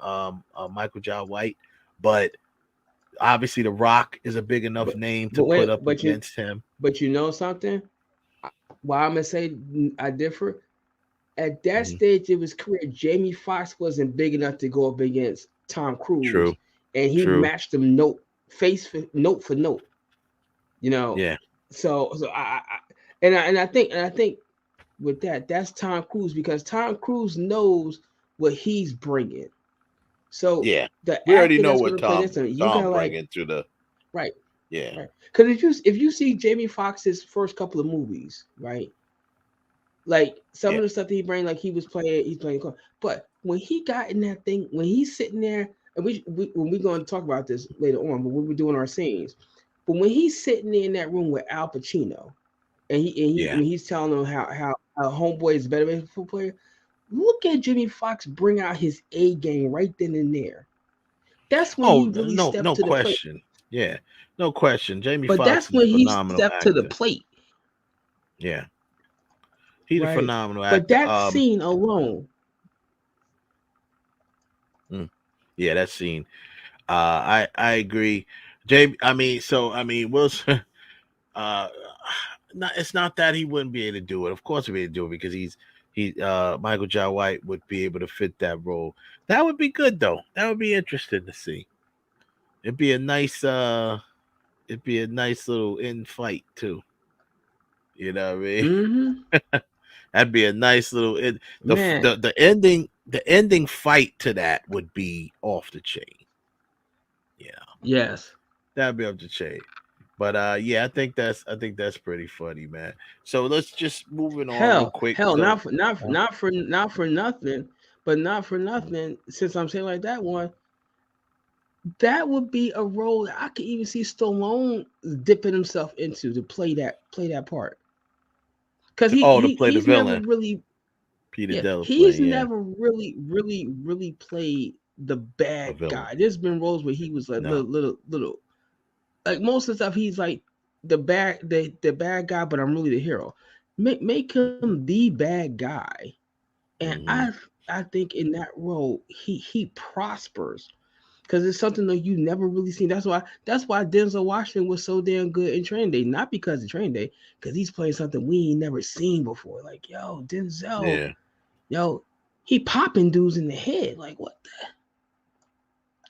You used to see Denzel with the smile, like, "Hey." Yeah. Okay, we got a guest on. Seven's joining us from Geekcaster. What up, Sev? What's going on? What's going on? Y'all can hear me? I hear you good. What's going on, brothers? I don't hear him, man. at all. We got stuck on this fan casting, and I'm about to cover some of the other topics that we were going to talk about. But, let me tell you, man. We love Carl Weathers. my man Ralph hit some hard ones. I think it became a serious conversation when you added Miss Chopper up in there. Yeah, Priyanka, man, she definitely, because that Vanity. Anyone who knows, first of all, knows Vanity, how beautiful she was. Rest in peace. I mean, you gotta have that same stunning look, I think, for that character, because that's what she was. So let me even throw when this. Even she was a heroin addict, she still looked fine. Even as a heroin. If you see, this is the thing. If you take it more 007 versus more like if you not to limit Marlon Wayans, but if you went the Marlon Wayans route, then I would throw a curveball and kind of reintroduce and push and make it spicy. I would put Megan Thee Stallion with him, because that would totally, because I think coloring the film, depending on where you went with that, because even if you did something more masculine or more whatever you want to call it, serious, he would still kind of push, there would still be those moments, which is what made Action Jackson so amazing. You had Papa Doc, you had all these little moments that kind of like softened it up. Follow the bouncing ball. Why are you looking for Papa Doc? Exactly. Now the other thing is, if you went with let's find somebody. Well, I guess if you went with a younger lead, it doesn't have to be a younger lead, but if you went with a younger lead, and then you want to do kind of like somebody new and spicy that no one would ever expect, which would add more interest, I would go with Tyler. I don't know if she could act. The character. No, yeah. Oh, she's beautiful. Yeah. Yeah. Because she, I mean, for the long time, I don't know if she can act or not either, but she's also she's gorgeous. But once gorgeous. again, I mean, it's not that. I mean, let's be honest. Not that Vanity was the greatest actor when she was in it, but the character doesn't call for that heavy acting. But Tyler she's a bad one now. Yeah, I'm sorry. Who? This is her right here. If you see her on the screen, I got her up. She's an artist. She's a If that's the case, South man. African If that's the case, artist. If that's the case, put Tiana Taylor in there. Tiana's fine too. But Tiana, to me, nah, she's definitely fine though. I'm about to say she ain't that fine. I mean, is she Vanity fine? No, but who is? also, I think what worked for Vanity, there was a mystery around her, we didn't really know her that much. We didn't see her that much. Good point. So we didn't know what she could do or not do. I mean, she was so fine. I don't think people really cared what she could do or not do. But I feel that but it's a good point. name- She did have that mystery about her. Like a lot of the other leading ladies that we may have thrown out there, we've seen them so much, we kind of know what to expect from them, right? You know, but whatever who's out there that we haven't seen enough of, you know. I still think Priyanka, her, you know, her, yeah. Oh, her, Like, yeah, her. her is another one. Yeah, she's another one that's you ever seen enough of, and would might be interested in the role. But yeah, I think Tyler's bad, man. She I'm like, yeah, Tyler's bad. We're gonna get off of her for a second. Yeah, I mean, I don't really listen to her music, but I saw her and I'm like, oh, she's a bad one. And when it comes to interviews and stuff, you could tell there's a personality there. I mean, she was an online personality before doing music. Oh, but before you go, I just want to throw in there in the ring, Jason Isaacs. Right, I know you said that as far for you talking about Fidela playing, right? Nah, Playing character. I did not even like him in Star Wars. No. You didn't like him in Star Wars? Wait, no, okay, he didn't do Star Wars. Isn't that Jason Isaacs? He did Harry Potter, the Deathly Hallows. Yeah. Oh, but what about Esposito? Well, he could do anything. I mean, he could do anything. I just think that, yeah, he could do anything. I will never turn down Giancarlo for anything because he could play anything, good or bad. He plays a great villain. I mean, I love him in The Boys. Forget about it. He's just such a great villain. Right. Love him in The Mandalorian. You know. That's- a lot of folks. Oh, we lost Ralph for a second. He lost his connection. A lot of folks was paying tribute to. I'll end this topic on. A lot of folks paid tribute to Carl Weathers. You know, people doing sitting there, Arnold Schwarzenegger. You know, of course. Stallone had a nice, heartfelt message. Schwarzenegger, Jesse Ventura, Jesse the Body Ventura. Wow. Yeah. Adam Sandler. These are all people that, directly acted with him in these films. Yo, Wes, during the pandemic, I was blessed to be a stand-in for one of the lead actors in The Last OG. And it was interesting, I heard the director and this and that. Everybody had a mask because the whole COVID thing and everything. And it was Carl. He was directing me. I didn't even know. Oh, he was directing that. Wow, that's interesting. So I'm like, do you know who that was directing you? I'm like, no, because everybody's wearing a mask. Everybody wearing masks. How would I know? I'm standing next to him for even after we wrapped, everyone's chilling, this tall dude, and and it was Carl. That's dope. That's dope. Yeah. That was this Robert Rodriguez. That hit hard, man, because yes, Rocky, but for me, and I'm so glad you brought up that film, Action Jackson is actually one of my favorite films. Yeah, me too. It's always been it was, and like I said, it was one of those films, man, that if you know, you know. You know what I'm saying? It was just one of those films. Right. And you should know. And everyone who hasn't seen Action Jackson, go check it out. You can find it somewhere, I'm sure. I don't know exactly what platform it's on right now. But I mean, as you see, the love just keeps pouring in.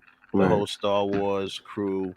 For sure. From The Mandalorian. The love is pouring in, man. All I hear is how good of a guy he was. Great to work with. And he actually did get a chance to direct one episode of The Mandalorian too. Yeah, he did. He did. He did. So I that's think what's actually, up, I think man. he did like two or three episodes. Oh, he did too. I didn't realize that. I think I know he did so. at least one. I know Okay. he did at least one as a director. He might have did more than one. Yeah. But as a director, he has 17 titles. Yeah, The Mandalorian, 2 episodes. You're correct. He did 2 episodes of Mandalorian. He directed Chicago Med, FBI, Law and Order, The Last OG, as you know. Yeah, he a lot did of 2 stuff. episodes there. Yeah, he did that. Last OG, Hawaii 5-0. Yeah, so he's directed quite a few things. Silk Stalkings back in the day. So he was directing all the way back then, 1993 to 1997, 8 episodes, Silk Stalkings. Remember, people remember that series. So he was doing this for a little bit, man. The guy was just doing his thing, man. I'm like I said, man. I love the. It was one of my favorites. Was Action Jackson, and I'm so upset that we never got a sequel to Action Jackson. You know, it's interesting when you think of films. I don't know if you guys ever think of it in this context, but when I think of films, because I like a lot of different things, when I first think of like a film, I think of like a cluster of films that made me feel the same kind of way. And the same way that like The Last Dragon hit, that's what Action Jackson hit for me. Yeah. If that made sense. Yeah. No, I agree. It was that same feeling. And I love, Carl Weathers was just someone that you love seeing pop up in films, right? Right. We got Kev join us. What's up, Kev? What's going on? What's up, brother? What's up, Carl Weathers? You just love seeing him pop up in films. Right. Like I said, when we always knew him obviously with Creed, and then with Apollo Creed and Rocky. But then when you saw him in when I saw him in Predator, you know what I mean? I'm like, oh man, Carl, it is you just like seeing pop up in films, man. Like I said, man, Action Jackson. We could go all night recasting Action Jackson. But I am gonna move on a little bit. Wes, just because y'all brought it up for the youngins, you could see Action Jackson streaming on Tubi. It is on Tubi. Okay, good. So yeah, you can go catch Action Jackson on Tubi. You know what I mean? Go catch Action Jackson on Tubi. Shout out to Heaven Hollywood, who is in the chat room holding it down. You can go see Action Jackson on Tubi, people. If you haven't seen it, for the youngins that haven't seen it, go check it out. It should be it's a fun ride. Trust me, fun ride. I think you'll like it. So I think you'll like it. A lot. Yeah, I think you will like it. Even the young people don't like to watch what they call older films, but even with that, I think you'll enjoy it. So I wanted to talk about, because we didn't get a chance to talk about it. We've been off the last couple of weeks. Very quickly, there's been a lot of stuff around the Oscar nominations. People claiming that Barbie was robbed. Being that Barbie was robbed. And I'm here to tell you, Barbie was not robbed. Barbie, and it's not Barbie. Barbie is still I'm sure it is nominated for some other films. I mean, it's nominated for 8 awards, I think. It's got 8 nominations. So how is it robbed? Margot Robbie, who obviously played Barbie, did not get a Best Actress nomination, and Greta Gerwig, who is the director of it, did not get a Best Director nomination.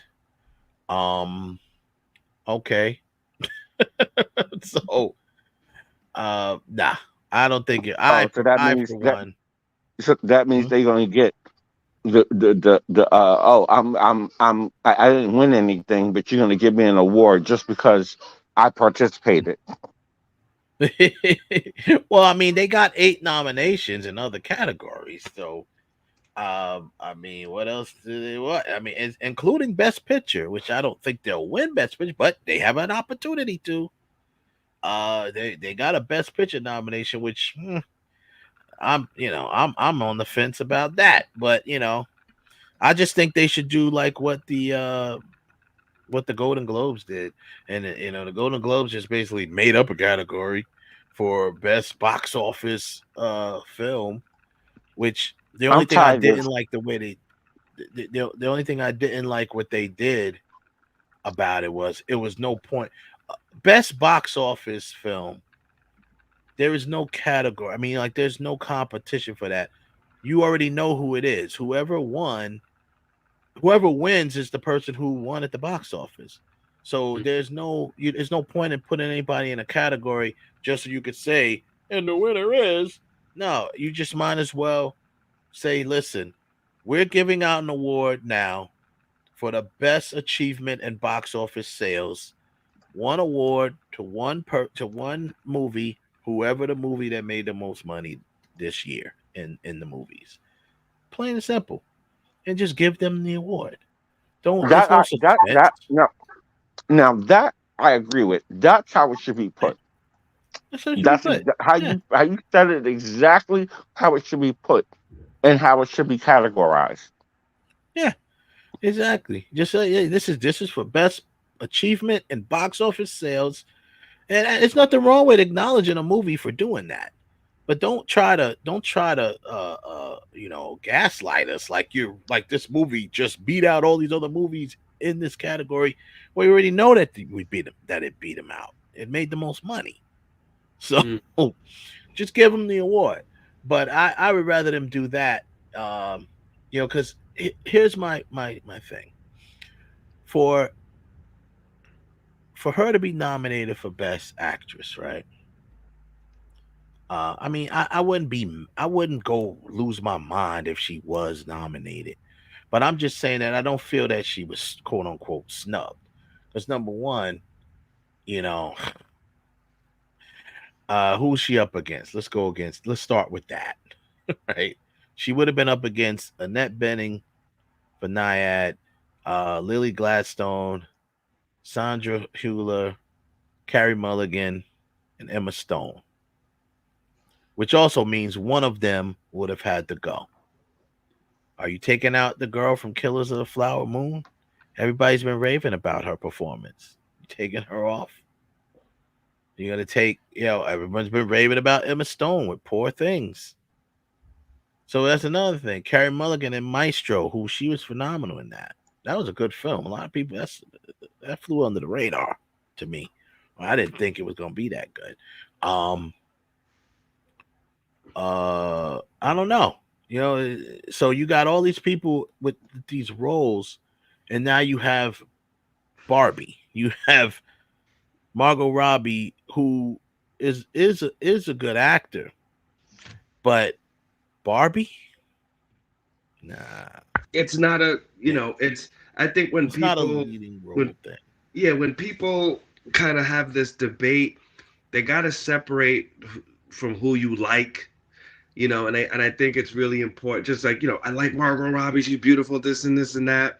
Or, but it's like you're going against the other material and you're going against the complexities or non-complexities and the actual execution that the actor gave in that film. And if something more demanding, they do great, you can't, some films people are just kind of walking through. We've seen this. We talk about it all the time.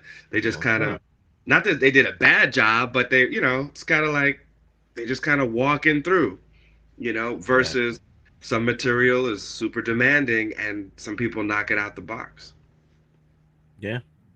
I mean, and also you never really see that in any sort of novelty type of film.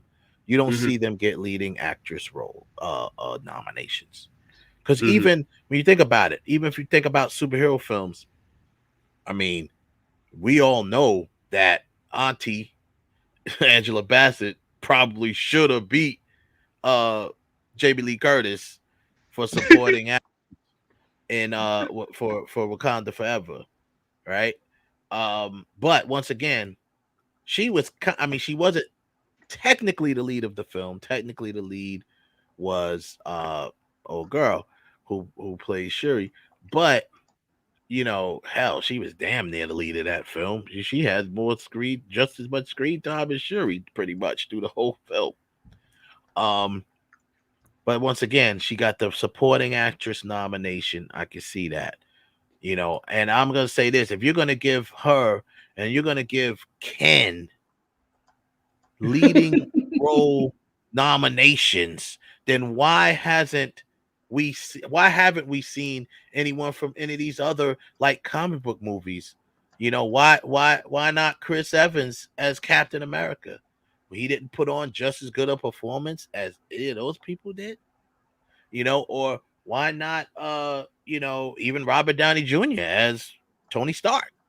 I said that when it came out. I said he was robbed, and I still mean it. Robert Downey Jr. was robbed of an Oscar nomination for Tony Stark, because you gotta look at the arc of the entire character. He was rightfully robbed of an Oscar nomination. I ain't say a win, but the nomination. Right, at least the nomination, right? So I mean, there's some characters in there, or even if you wanted to say Chadwick Boseman as T'Challa. I'm just saying there was some real skillful acting in those films. Yeah, okay, they're comic book films and things like of that nature, but there were some skillful acting portrayed in those films. Right? And especially the Winter Soldier.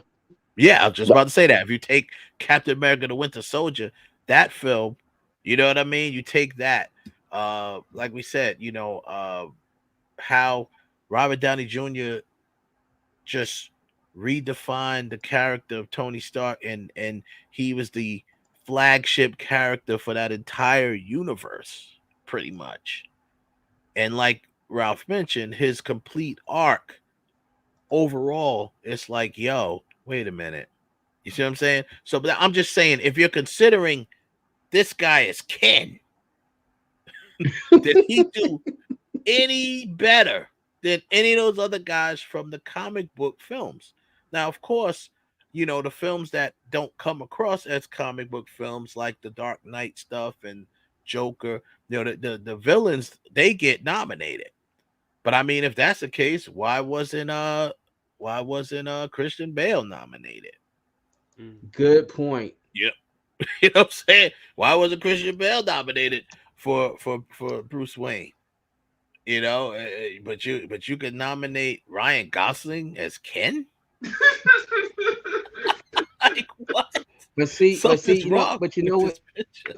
That goes the issue with Margot Robbie. How you gonna nominate him as Ken? I mean, he's got to act against somebody, right? Well, you know why? Because like I said, they'll go, novelty films get supporting actor roles. They don't get leading actor roles. Barbie is a novelty film. I don't care how big it did at the theaters. It's a novelty film. It's one of those type of, it's not gonna, you're not getting leading actor nominations. It's just not. They're not going to consider you. And let's be honest. I'll quote Whoopi Goldberg. It's not a snub. How's it a snub? Because when you're voting, you're voted on by the Academy. These are your peers. These are people in the field. So how's it a snub? You know what I'm saying? So it's not like it's basically you did a movie, but it sucked. You sucked, but worse than I mean, even if it's not even about her sucking. It's that she just didn't do as good as these people. Like I said, wait. I gotta raise my hand here. I heard Whoopi Goldberg when she said that. I disagree with that, because there have been way too many people since I've been watching movies, and I'm just gonna go for 1980 on, that have given you that killer performance, and they have rightfully been robbed. Oh yeah, we just recently, the last couple of years, it might have been last year or the year before. What's her name? Deadweiler, who played Till's mother. She was definitely snubbed. Snubbed. She was definitely snubbed, as She well was. as the woman king. You Yep. know, Yep. Andrew Garfield, I felt was snubbed for the Social Network. He was snubbed, Work. and I'm sorry. How the hell did Harrison Ford not get nominated for Raiders of the Lost Ark? I'm still confused about that one. because it's a novelty film. Film. It's a novelty film. Those type And of films they don't take that acting Yeah. seriously. They don't take those They type think of it's acting just. serious. But Yeah. I think novelty films need to be represented more and to get more awards because they present a level of acting that you have to make believable in this over the top action packed movie. You walk out of there believing for at least until you get home and you're like, okay, yeah, ain't nobody really jumping off of a mountain with a motorcycle and getting on the parachute, then landing on top of a train. Right. You know what I'm saying? You'll never see you're right. While- We'll never while- see while Tom Cruise. blindfolded. Tom Cruise will never get nominated for, any of the Mission Impossibles for leading man. And I'm gonna be honest with you. I just did a Mission Impossible marathon. Listen, all the movies stand except for the third one. The third one was a little but for the most part, I mean, not the third one. The one with Superman. Was the one I didn't. I kind of fell asleep on that a little bit. It was good, but I kind of dozed off on that one a little bit. But the acting in those portraying spies, like you have to and the reason why I say that is because I've been watching this new thing on Amazon, Mr. and Mrs. Smith, and I was never, and I'm gonna go back and watch ATL now because I'm liking what he's doing. Him and this girl is doing on this show, and their interaction as their human interaction is what makes it is what really pulls novelty films together or shows as well together. And without that human aspect, the movies ain't shit. Like Expendables 4. Yeah. Come on. I told you I was sucked out soon before he said Megan Fox is what? She's what? Nah. Pass. Hard pass. Hard pass. No, but she did do an action. She did do an action movie. That one where she was in the jungle in Africa, or where it was. That was actually dope. She did a really good job in that. I give her the B movie. This isn't this Expendables is not a B movie. This is an A movie. No, it was supposed to not be a B movie. No, it was supposed to be played an A out movie. like one. It played out like a damn C movie. That shit looked like you straight to video. It looked like they grabbed somebody from YouTube to do the effects. Damn! Wow! Damn! Hey, I mean, no, this is bad. I mean, I've seen some cats do better effects on YouTube. To be honest with you, I've seen some dudes do some real nice effects that put their stuff on YouTube. But they were like, we're not doing this one. But I mean, like I said, as far as the Oscars go, I don't believe she was, snubbed. I just don't believe it is. It's just that I can't go back unless you're gonna go way back, maybe. But I can't think of a novelty type of film that ever got a leading role nomination. I just can't think of them. There's no comic book films have. All right, but for that, wait a minute. To answer that question, you gotta ask yourself, what is a novelty film? Well, what I mean by novelty film is stuff like this, like Barbie, like the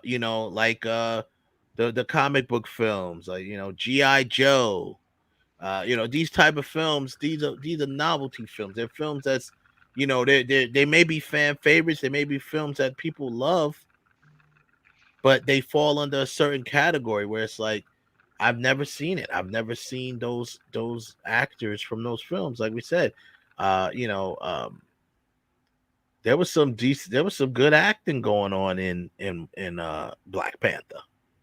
You know, but they're not gonna nominate any of those guys for no leading role. Maybe supporting. You'll get supporting out of it. And I think they threw him. That's what I think they did. They threw Barbie the movie a bone, putting Ryan Gosling in there. He is not winning that. I'm telling you that right now. He is not going to win supporting role. You know, wait, over Robert De Niro. It's just not happening. Wait, hold it now. I gotta look at the other side. I'm gonna sit there and say on one reason why you gotta take him seriously in that role for sport actor. Although I think it will go to Robert Downey Jr., there are a lot of people that really think that he got robbed of his best actor for La La Land, and that this could be quote unquote the makeup award. Well, if that's the makeup, then that could happen because once again, it is an academy. If that's how they feel it, because I believe that's why Jamie Lee Curtis beat out Angela Bassett. I think they gave Jamie Lee Curtis because let's think about it. Jamie Lee Curtis will probably never be nominated for an Oscar again. The opportunity may not be there anymore. So she never really got nominated. I'm going to give you pushback on that. What they should have did with Jamie Lee Curtis is they should have gave her an honorary Oscar or what's that thing? A lifetime achievement. A lifetime award. achievement. They should have gave what her they ended that. up giving. Basically what they gave Angela Bassett. That's what they should have gave her. Yeah, that's basically what should have happened. Angela Bassett been snubbed a couple different times over. Yeah, especially with Tina Turner. What's Love Got to do with Tina it. Turner? Yeah, what Love Got to do with it? Yeah, that. Yeah, especially with What's Love Got to do with. So, if anything, they should have been like, we owe Auntie one. But see, in their mind, it almost seems like Auntie's good enough to maybe even get back here again doing something else. Then we'll take care of her. But we may not see Jamie Lee anymore back up here nominated for an Oscar. So let's give it to her. You know, that's that. And can we keep it a buck? Can we keep it a buck? I mean, as I'm not going to say I'm the resident horror guru, but for all the horror films that I've seen her in, her performance in those last two, they were the one when she burned down her house.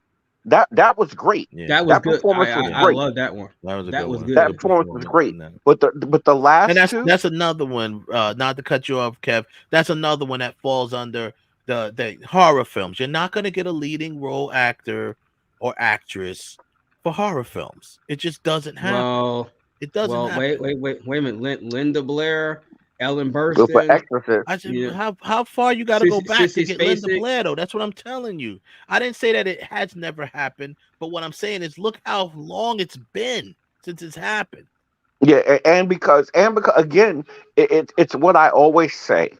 We're the age of American innocence is gone, so the shock value of films, especially because the Blockbuster and all of the films that Blockbuster had in the 80s, you know, with the gory films and all of that, like the 70s, it was like people were scared to go to sleep after watching stuff. In the 80s, there was some stuff that there was some stuff that haunted you in the 80s. In the 90s, The Grudge, and whatchamacallit, you know, there was other things in the 90s, smaller things, and then you got the Conjuring movies that, you know, kind of sit with you at night a little bit, like The Ring. Right. When The Ring came out, everybody that I talked to on the phone was like, "Yo, I can't go to sleep. I'm scared to go to sleep." Right. I'm scared to go to sleep in front of a TV. Generally, you're not gonna get, even when they give good performances, you're not gonna get. Not anymore. It has to be. You go all the way back, right? Not anymore. You go all the way back to Linda Blair. You go all the way back to Sissy Spacek. I mean, and I still consider, and then it has to be a quote unquote thriller horror, something like a Hannibal Lecter, you know, like that. Sounds of the Lambs. But again, even with that, like you got movies like Smile, Barbarian. Those are not going to get lead actor role. No, no, They're no, not oh, and this is, and again, it's because of how we look at how acting is looked at now. See, if those movies would have came out in the '70s, they would have been up there with the classics. And eventually, these are going to become horror classics. The no. movies I that we're mean, talking about, they will, but they wouldn't get the same acclaim and critical acclaim from critics because we're living in a different era now.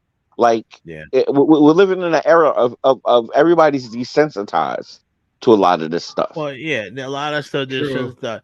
But like I said, when it comes to like straight horror, you won't get it. It's got to be a horror / mystery thriller, something like that. Like we said, Silence of the Lambs, Seven, those type of films. You will get a nomination from, or Bone Collector, which we did with Angelina Jolie. You'll get a nomination, but that type of stuff. But right, so the other stuff kind of falls under that same category. So I want to move on to the greatest night in pop. Right, I want to talk about that a little bit. We lost Kev. I'm sure he'll be back on. The greatest night in pop is a documentary on Netflix, which pretty much chronicles behind the scenes of the creation of We Are the World, and really of the USA for Africa, We Are the World, the most famous, one of the most famous collective songs ever, right? It talks about that. Now, if all the people from our generation will remember when We Are the World first came out, the video dropped, and they also had a behind the scenes version of it, a making of it that dropped as well, that was able to be seen. So we did go behind the scenes already of the making of the video. But this documentary really chronicles the actual creation and how it got started, how the idea came about, how the troubles that they went through, the trials that they went through to gather all of these superstars. I mean, first of all, to even have the idea of getting this will never happen again ever in life. Something like this. Not one. No, Never. No way. Well, never, hold on. ever. Interesting you said that, because it's crazy how much they tried to push this, but it didn't pop off. They did another We Are the World, right? I do. I do. They did do it, and it was more because Haiti. It was Right. it was because of the earthquakes in Haiti that devastated Haiti. Great reason to do it. And as a matter of fact, my brother Heaven Hollywood and I, we plan on doing a reaction video, breakdown video of it. Our show, the breakdown that we do. We were going to do obviously the original We Are the World, not against the other one, because there is no against the other one, but we were going to also break down the other one.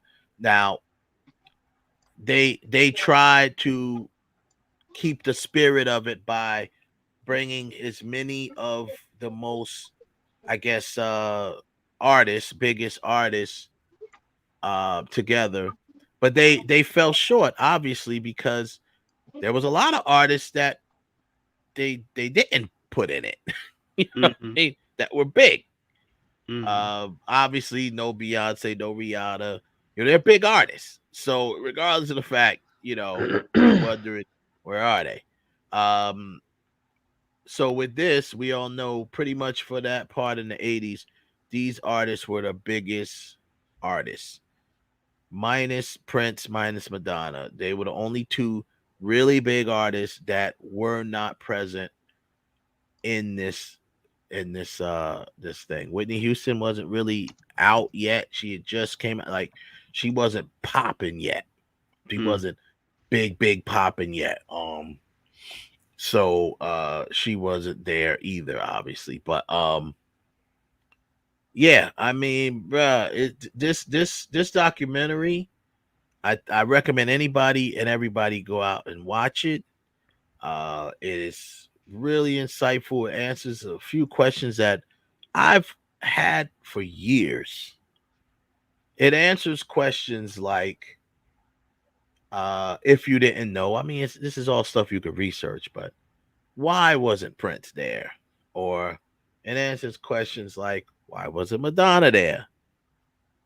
Well, I know These Madonna was on tour at the time, if I'm not nah, mistaken. no, she was no, nah, she was not on tour.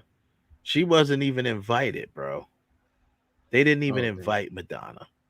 And they talked about that one of the producers of it, like, so this was basically this idea, which I did not know, and he was right there in my face. This idea was Harry Belafonte's idea. He came to Lionel Richie and his manager, and he had the idea of doing this because when Band-Aid and Live Aid did Feed the World, they did that first. That came out before We Are the World. Let them know it's Christmas time. I remember that. Yep. That was done first. And the guy who created Live Aid and put that together, Harry Belafonte is like, hey, why don't we do one and get some of the most, biggest pop artists and this, that, and the other. Because that had some of the biggest British artists and, overseas art. You had George Michael was in that. Boy George was in that. There was a lot of big artists that's from over there that was in that. Duran appeared in there. So why don't we do one for here in USA? And so I didn't realize that. I knew Harry Belafonte was there and he played the background. I did not know that this whole entire thing was his idea. So also he did make a very gritty observation, and I'm sure it's gonna go over people's heads, but he did mention it's like, well, how come there's a whole bunch of white artists saying, saving money for Africa? We don't have any black artists over here doing stuff, and that kind of hit home. Now they ended up opening it up after a while. They're like, yo, let's make it, but there's also because at first they were good point, Seb. They were only going to do black artists at first. Yep, that was the idea of it. Yeah, but then it was like, well, we got access to this dude's Rolodex. Let's take advantage of it.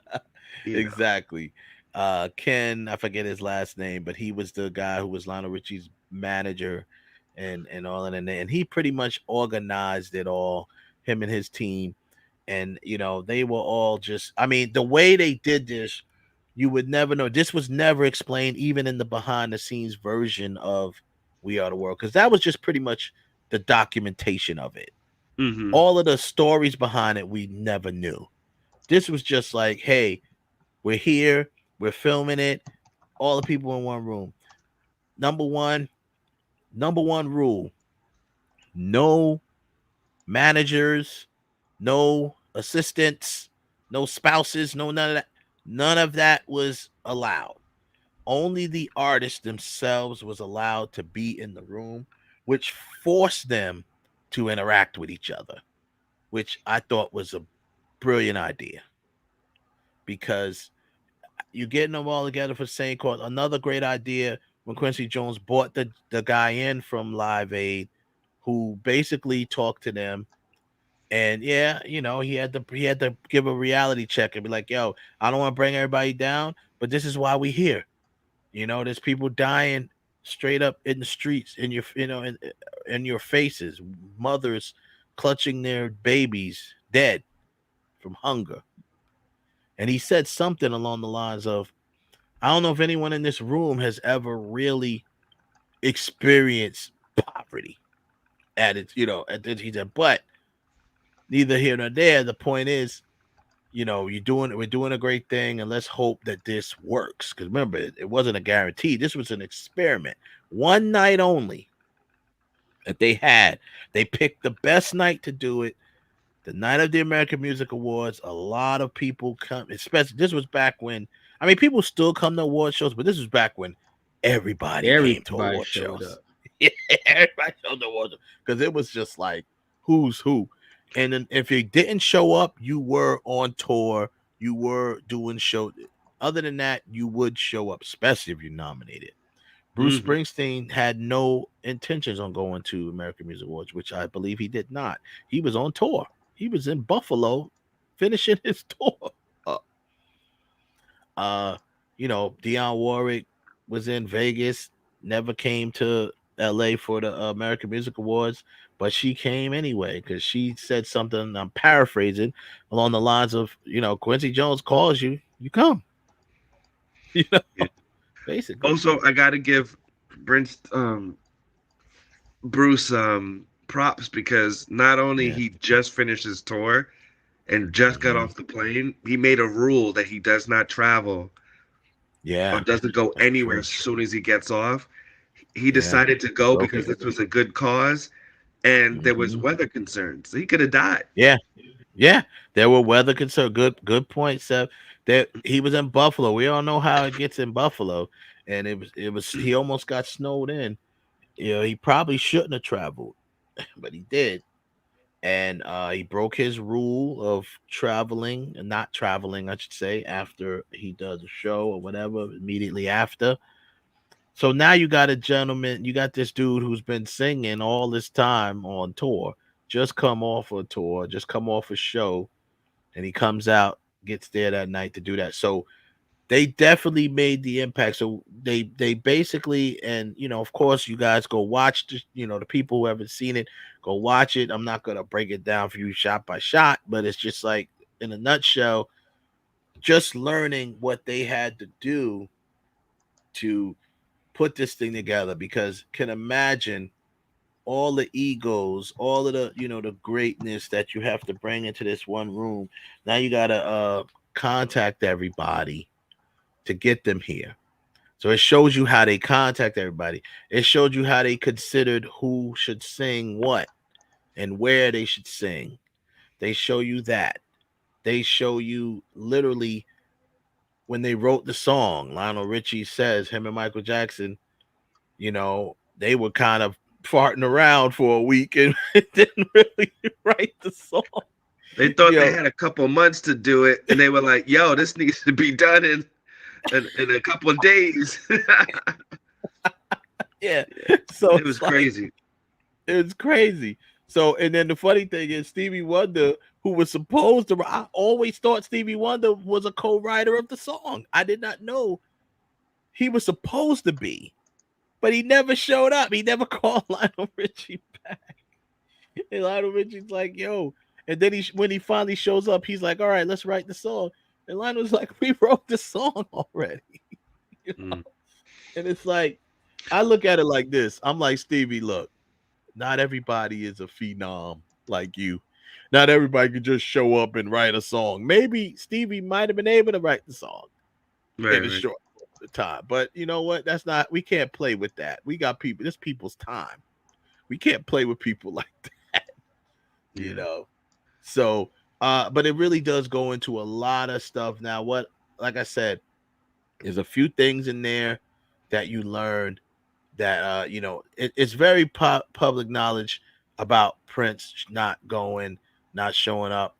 Something that I will always, as a super Prince fan, I regret that he never showed up, and even me. I just think that was a bad decision to not show up. They asked him a bunch of times, all the way up to the waking out, an hour or two before. Like they literally had his part ready, and they had to give his part to Huey Lewis. I never knew that. I thought Huey Lewis was always, asked to be in it. He did not have a leading part at first, or a lead line. he actually had to fill Prince's spot. So imagine that. Imagine the pressure of that. You got to fill in for Prince. Well, what would have been Prince standing next to Michael Jackson. You know, the number one artist in the world, still high off a Thriller. Still high off Thriller. And I'll tell you right now, Michael Jackson, R.I.P. God bless him. That dude is funny without even having to open his mouth. Michael Jackson's shade face. That dude was throwing so much shit, not throwing shit, but just look at his face. He didn't have to say nothing. Just look at his face, his reactions to some of the stuff, man. Michael was funny. If he didn't have those shades on, can you imagine? Oh my God. Side eye after side eye. He was like, yo, even when Huey Lewis Park came and he just stood in the I got it in my mind. He just stood in the back like, yo, where did these cats go get it together? Because you got Huey Lewis, you got Cyndi Lauper, they're all screaming at the mic, and then you got Kim Card's voice is just the raspy voice, and you're just like, what? Mike was probably like, what is going on? He just standing in the back looking at his watch, like, yo, this going. Same thing. He did the same thing to Al Jarreau, and you know I'm about to go off on Al Jarreau. Yeah, Ralph, you and Kev, Oh yeah, let's your go. boy. This is your go. boy. Your boy. You really need to let that go. Your boy Al Jarreau got in there and damn near messed up the damn We Are the World. This dude was getting lit on he kept ordering champagne bottles. and kept drinking. And then, and we all know for people who, anyone see We Are the World, this dude had what was that, 7 words? And so we all must lend a helping hand. But he was and we must hold. Like, yo, it was bad. Like, it was bad. It was bad. And so y'all really need to let that go. Y'all really need to let that go. No, you got to see I this. don't know how to say it. Ralph, you got to see this, brother. You have to see. You got to see it. And so we all. I was just like, what is going on? I was like, oh man, I started dying. Kevin, no, I called him off. I called him behind the scenes, cracking up. I said, listen, yeah, I was looking for that Killmonger meme. Is this your king? Is this your king? That's what I was looking for to play for y'all. Because we gotta revisit taking the flack with the whole thing with the tournament. No. Listen, no. There is no taking flack. There is no taking flack. Al Jarreau won that like he was supposed to. He didn't win. Like, y'all took flack because even Ralph said it. Somebody pulled up on Ralph. Somebody I forgot about that. They damn sure did. They said, they yo, damn sure what did. is wrong with you? How did this guy beat Will Smith? He said, yo, the guy's him. He said, you Ralph? I was like, yeah, from Real Talk. He said, what's with this bullshit of Al Jarreau over Will Smith? I was like, well, damn. That's it all. He lost. That says it all. Yeah. Ralph probably in the back of his mind, Ralph probably was like, did Wes send this guy over here? He lost. Yo, deal with it. That says it all, bro. So your boy here, the Mr. I'm Better Than Will Smith song, goes in here and damn near, yo, he spent so much time and oh boy, he couldn't get 7 words or whatever that word is. So we all must lend a helping hand. And he tried to do too much as usual. He tried to Al Jarreau it.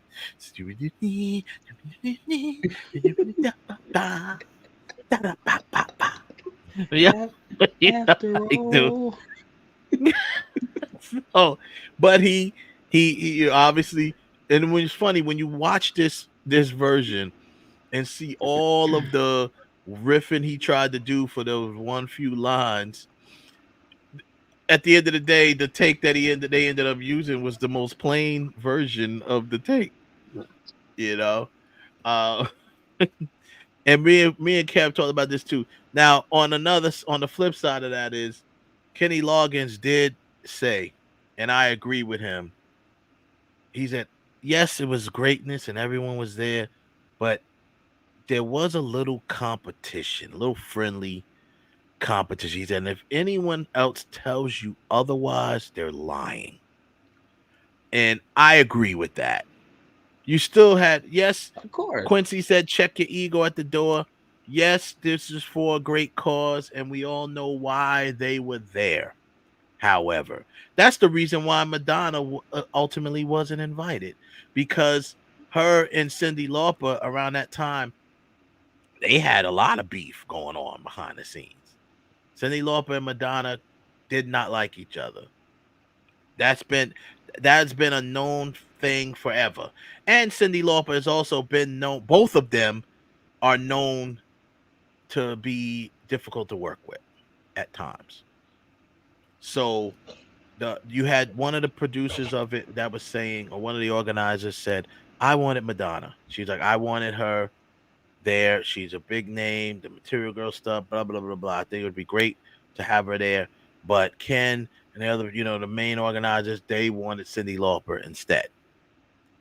Now, that says volumes because it already proved that they're like, we can't have them both. We just can't have them both.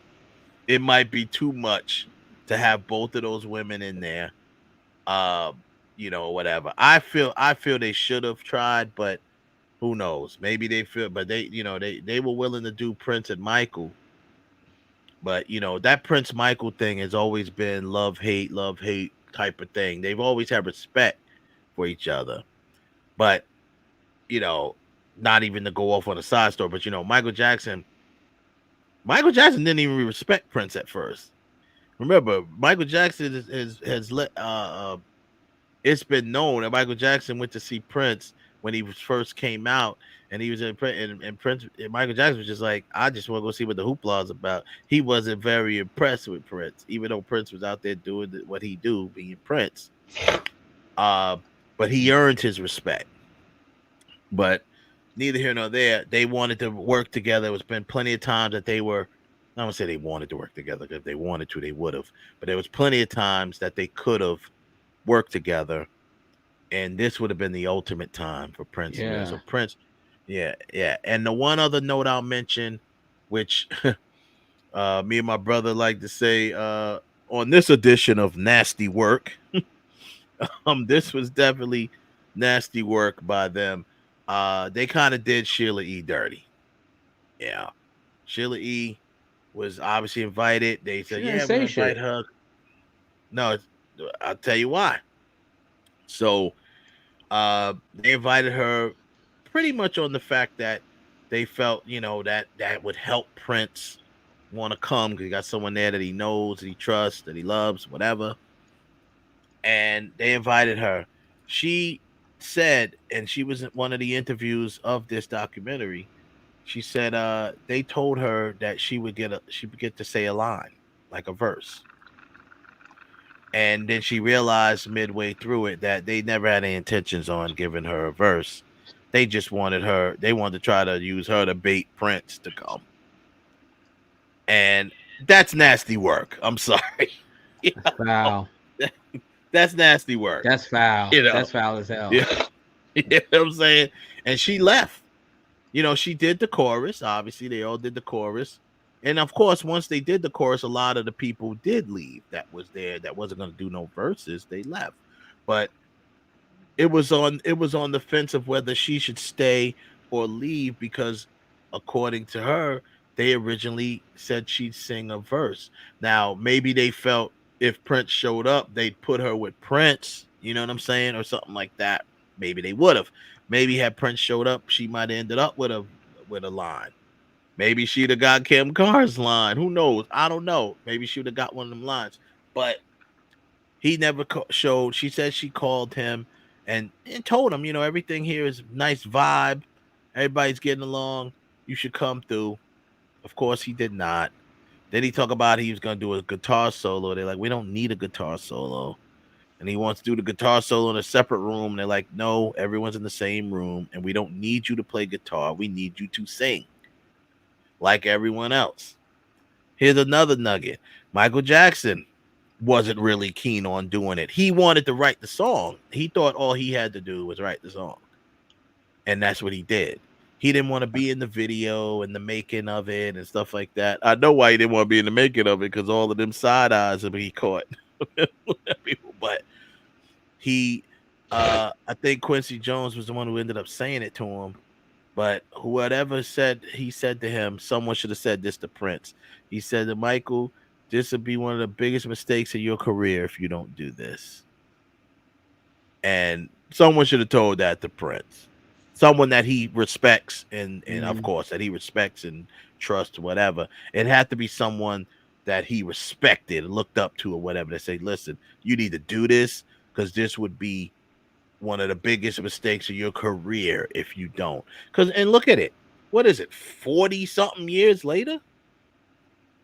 And now this comes out, but even before this video, this documentary dropped, you got the youth, you got the youngins doing reaction videos to We Are the World. And if you watch the reaction video to We Are the World, the young people will be like, some of them they know and some of them they don't. And I hate to say it, fellas, every time it got to Al Jarreau, they said, who's that? Just saying. So, I'm quite besides, wait a minute, but I'm quite sure there are many people in there that they say, who is that? Because there are. But what I'm saying is, you can watch a million reaction videos, and not one person ever knew who Al Jarreau was. If you put all of them together, there's a few people that didn't. Mostly Al Jarreau, mostly Jeffrey Osborne too. Was it not Jeffrey Osborne? The other one, James Ingram. James Ingram. People didn't know him either. Yeah. They didn't know him either. Who's that? But so y'all y'all know the TV show and the song the Good Old Boys, that one? Yes. That, the writer, the singer that is what's his name? Waylon Jennings. Waylon Jennings. He was there. Yeah. And he walked out. He walked out because Stevie Wonder, who one of the producers branded as a troublemaker. Stevie Wonder decides we need to throw some Swahili in here. He decides, we gonna sing this song. We need to throw a little Swahili in here, and he's trying to teach people. Once again, Stevie thinking everybody's for phenom like him. He's trying to teach them how to fucking sing Swahili in 10 seconds. And everyone's like, huh? Yeah, and Stevie, you was doing too much. Stevie was doing too much. And Waylon Jennings says, well, I don't know any good old boys who ever sing in Swahili, so I'm out. Yeah, and I actually have his Jennings quote right here. Willie, what my ass? It's 3:00 in the goddamn morning. English no more. No. Oh no. Sing Swahili. He said, yo, he said it's 3:00 in the goddamn morning.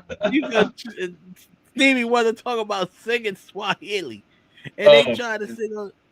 Oh my God, it was a lot of funny, but there's a lot of cringe moments in this thing. That was one of them. Al Jarreau's crazy messing up all the time was another one. Cyndi Lauper, and that was a very famous one that's out on the internet. Cyndi Lauper and Huey Lewis and Kim Carnes and Michael Jackson shading all three of them. That's you can see that on your local YouTube channel. A lot of cringe moments, and then there's moments where it was a little testy.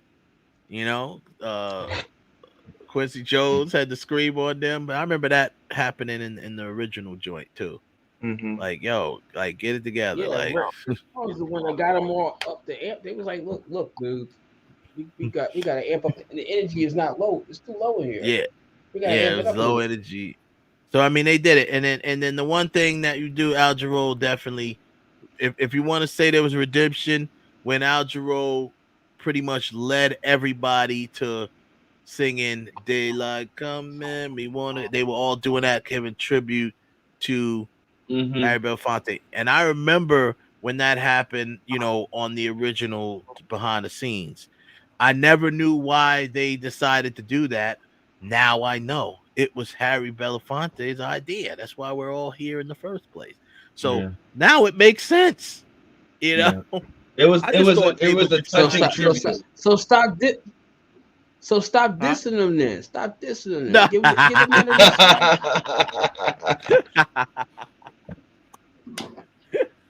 Well, you know what, fellas. One part of the documentary, which will probably never be talked about on any other show recapping it, was to me one of the most human moments that you just like, these are just regular old people.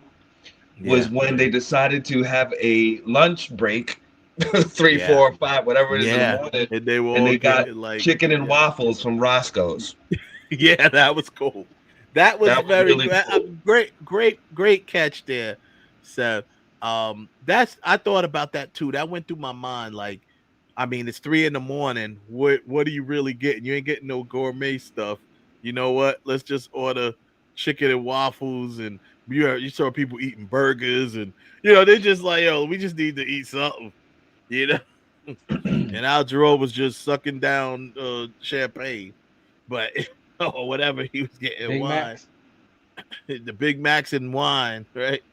And I do like Lionel Richie. He did say, just to be able to come back to that studio that they did. And like I said, you watch this documentary and you'll even see how they chose the studio to use, which was the perfect one to use and stuff like that. And how much they had to go through to keep it a secret of where this was going down. Because they're like, if this leaks, half of these people may not even show up because there's going to be fans surrounding the building. So that was, so you see all that stuff. And there was another moment that was it at the Capitol? It was at Capitol Records building? It wasn't at Capitol. It A&M. was at A&M. Yeah. It was at A&M Records Studios. One of the engineers said he thought was a very touching moment for him was at the end. He's like, Diana Ross was like tearing up and crying, and they're like, why are you crying? And her response was, I don't want this to end.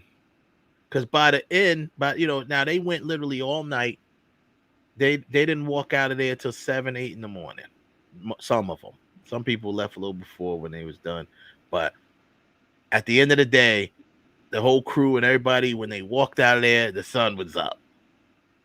And but Diana Ross, who stuck around to the end and watched everybody leave, kind of just felt like this was a moment that will never happen again.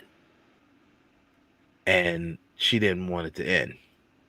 So she also did another very good, I thought was a very good nugget. She did a very good icebreaker. She was the first person to walk up. She walked up to Daryl Hall and Oates, with her sheet music and said, I'm a big fan of yours. Could you please sign my sheet music? And he's like, okay, he signs it. And then it just started a wave of everybody started going up to each other and getting the signatures from each other, autograph my sheet music, blah, blah, blah, which was I think was a very good icebreaker. Man. You know, could you imagine how much that would be worth today? Oh my goodness. Imagine that. I don't think there's sheet even a music. number you could put on how valuable to a collector that would be today to have. I mean, you got people on there that have passed away. Yeah, you know, a lot. And to actually have that, man. A lot I couldn't even imagine how valuable that's if she held on to it all these years. I can't imagine how valuable that would be. The fact that it's hers anyway. And then you got that is hers. You know, everyone else that signed it, from Daryl Hall to all the other people that signed it, you know, but you got so many people, you know, Tina Turner no longer with us. Harry Belafonte, who started all of this, no longer with us. Yeah. You know, Ray Charles, you know, all of these people that's no longer with us. Michael Jackson. I just Googled it. You can see some of them online. I think this one belongs to Kenny Rogers. Oh, another one who's no longer with us, Kenny Rogers. Yeah. It's insane. Yeah. It's crazy. Oh, you can actually Google the sheet, like the signed sheet. The sheet music, yeah. Wow. Yeah. I mean, yeah, you'll never find the sheet music with that many stars ever. That, you know what I mean? Like to have like 40 stars sign one piece of parchment is insane. It's insane. Just to own that, like Ralph said, I agree with Ralph. Like, what, you can't put a number on that right now. Off the top of your head, look at this photo of them. Oh yeah, Stevie Wonder and Diana Ross hugging, all the different people here. They got their hands up. I mean, it's phenomenal.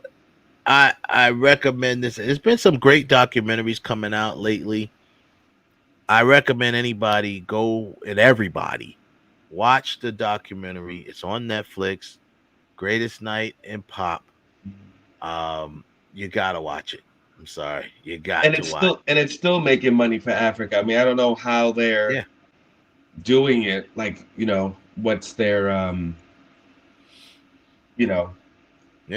functioning as far as giving out, but it's still generating money for Africa.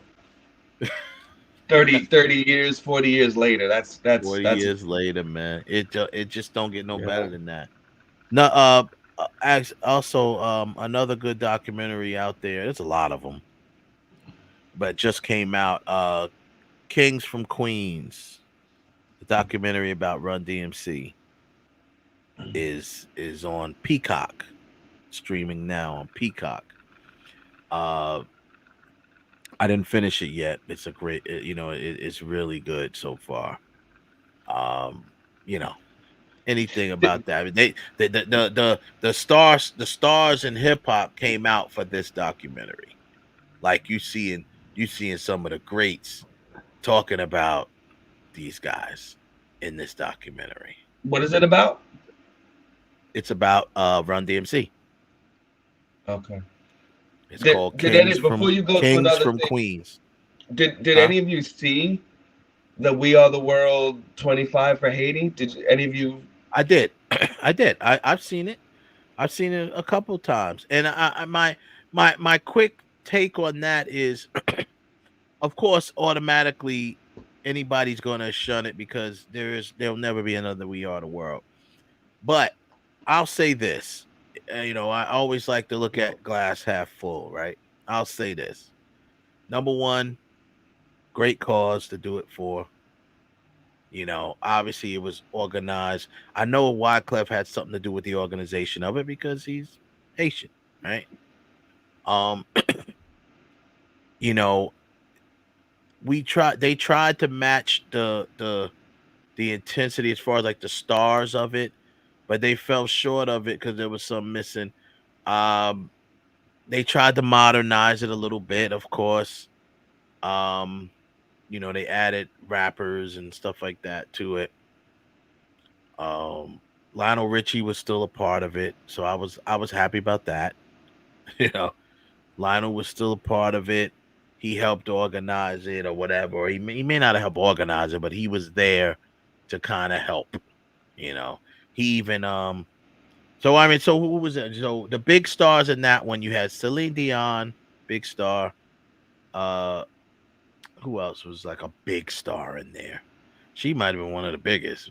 But you had Celine Dion, Justin Bieber. Justin Bieber was he was still young, but he was a pretty big star. Miley Cyrus, Adam Levine was in it. BB and CC One and what you call it? Mary Mary. Was that Mary Mary in there? Yeah. Jennifer Hudson, Mary J. Blige, Usher. Some pretty, Nick pretty good Jonas, names in there. Tony Braxton. Yeah, Jonas, Braxton, Tony Braxton, Jamie Pink, Foxx. Jamie Foxx. It says here Janet Jackson. Yeah, Janet Jackson was in it. Barbara Streisand. Barbara Streisand. Janet sung Michael's part, basically. They kind of left Michael's part in, and then Janet sang it with him. Mm-hmm. So that's how they did that, which I give them respect for that. They was like, we're not taking Michael out. Nobody's singing his part unless it's Janet. You know what I'm saying? Right. So Janet Jackson, big star. All right, Wes, we got to do the elephant in the room, because what was Wyclef doing when he was doing all that? What the hell? Yeah. Oh my God. Wyclef just.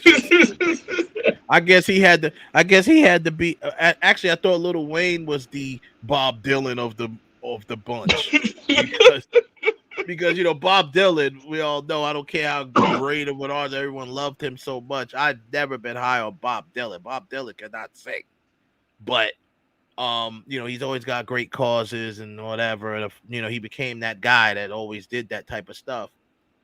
But yeah, Wyclef, I don't know what the hell he was doing. He sang in Creole. He sang it in Creole. He but sang in the key of Z. He just I don't know what the hell he was doing. He does that a lot though. Let's not act like he doesn't do that a lot.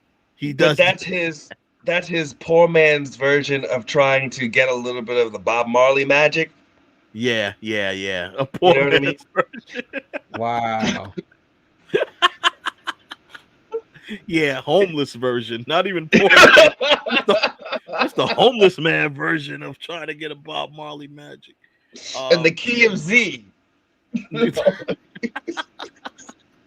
Yeah, that was bad. Wow. I didn't have a problem with they put a rap part in there. I didn't have a problem with that. I mean, it was just, they were trying to modernize it, so that's fine.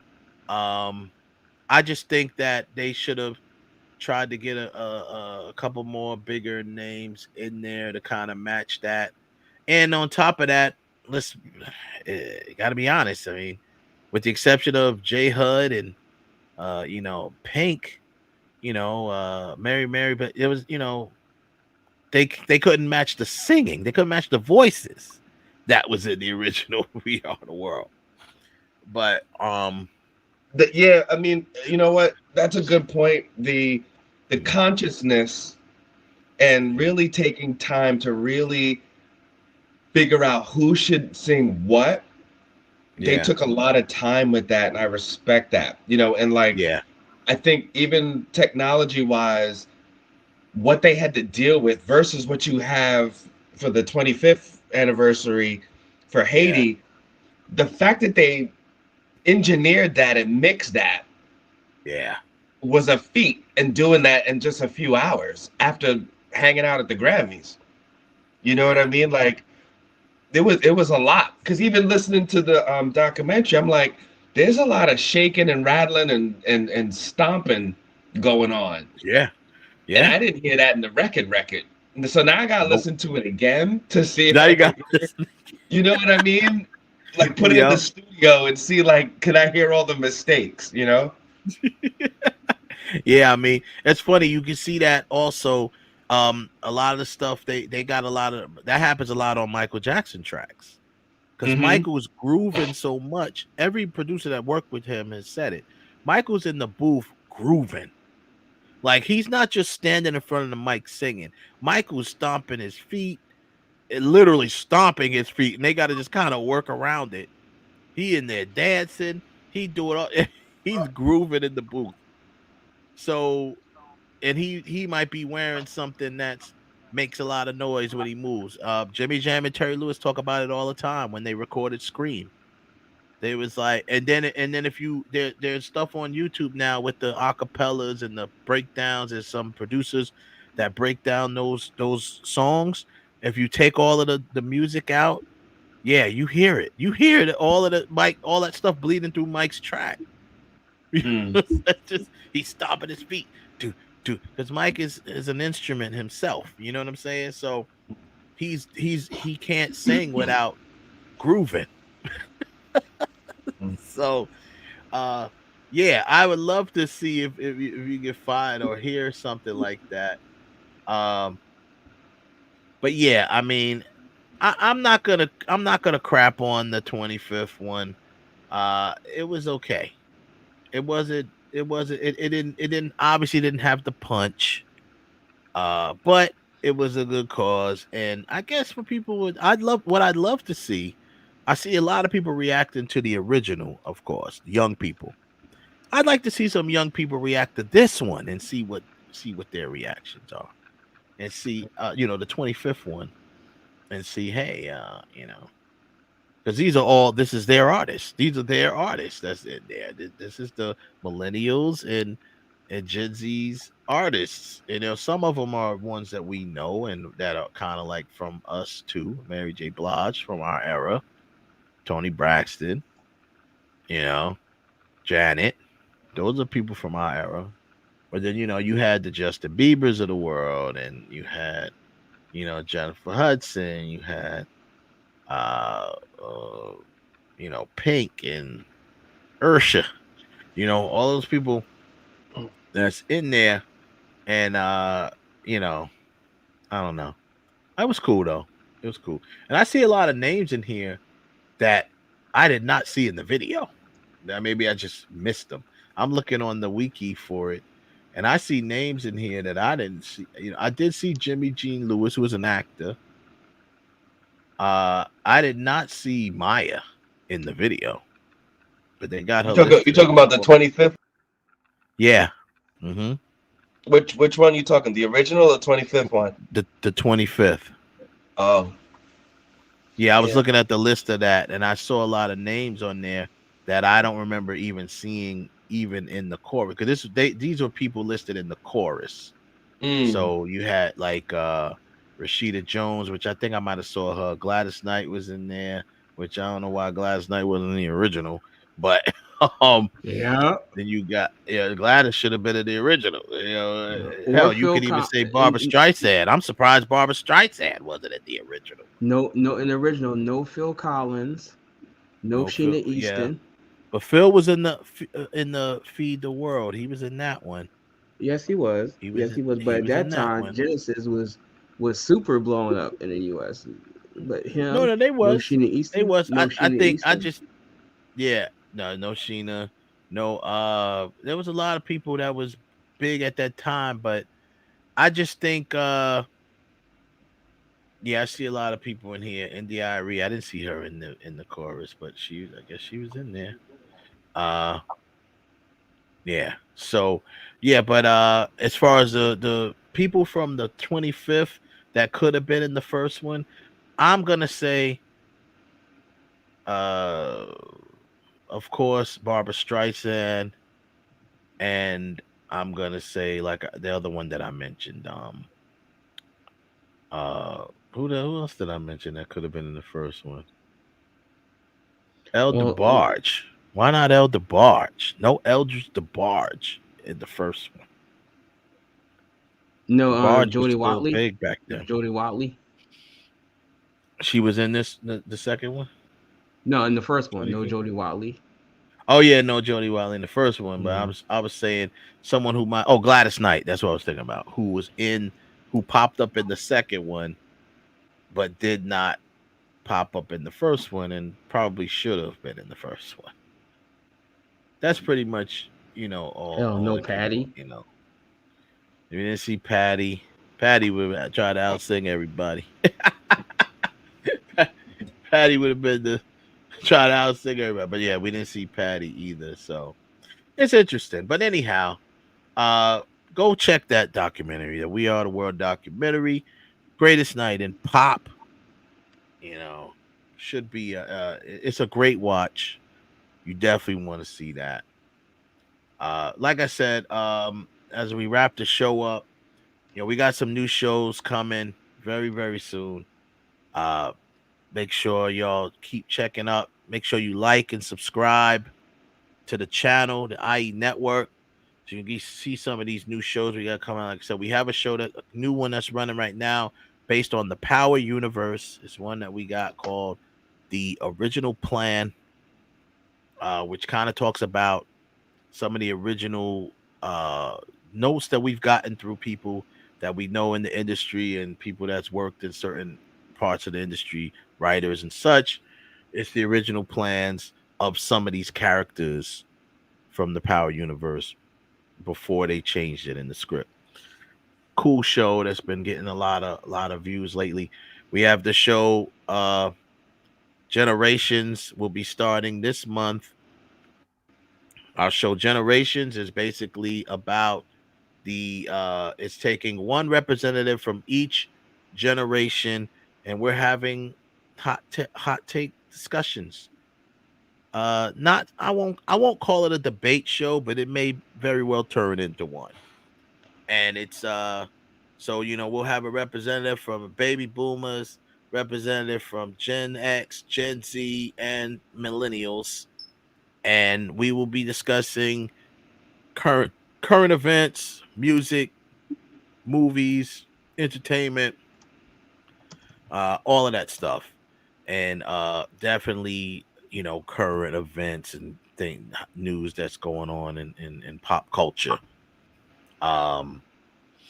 Me, I'm not a politic type of guy, so I doubt we add politics to it. I hate it, but who knows? If it's part of the current events, then we may talk that too. But it's designed to bridge the gap between the generations. Everyone knows there's generational gaps, right? And on everything. We all represent Generation X, right? We all know our parents, the baby boomers, was coming to us saying, that ain't no music. That's not no real music. And we find ourselves doing the same things to the generation behind us. That ain't no real music. It's not real music. It ain't no real music. Well, to you it ain't. Well, hold on. Well, hold on, Wes. Don't make broad statements like that, because the older generation would look at pockets of what was going on and maybe not feeling it. While it's a broad they didn't stroke. blanket they didn't blanket everything. But I mean, Right. for instance, hip hop. Let's use hip hop for example. The older generation wasn't really feeling hip hop for the most part, and especially when it got to the point where sampling came into play. So they had so what I'm saying is there's always a generational gap on everything. There's a generation gap on sports. You're gonna have people. There are people that think Michael Jordan is the greatest basketball player ever, but then there's people in the younger generation that will say LeBron James. There's people that will say Wilt Chamberlain, the only man to ever score 100 points. But that's a great point. But I'm not gonna say Wilt Chamberlain because I never saw Wilt Chamberlain play. You see what I'm saying? So you got in sports, there's generational gaps. People are going to say, no. The greatest, people in a certain generation are going to say the greatest boxer ever is Muhammad Ali. That's a very broad, not broad, but a lot of people agree with that. However, as the generations go on, some people might not say that because they did not see Muhammad Ali like live or in real time.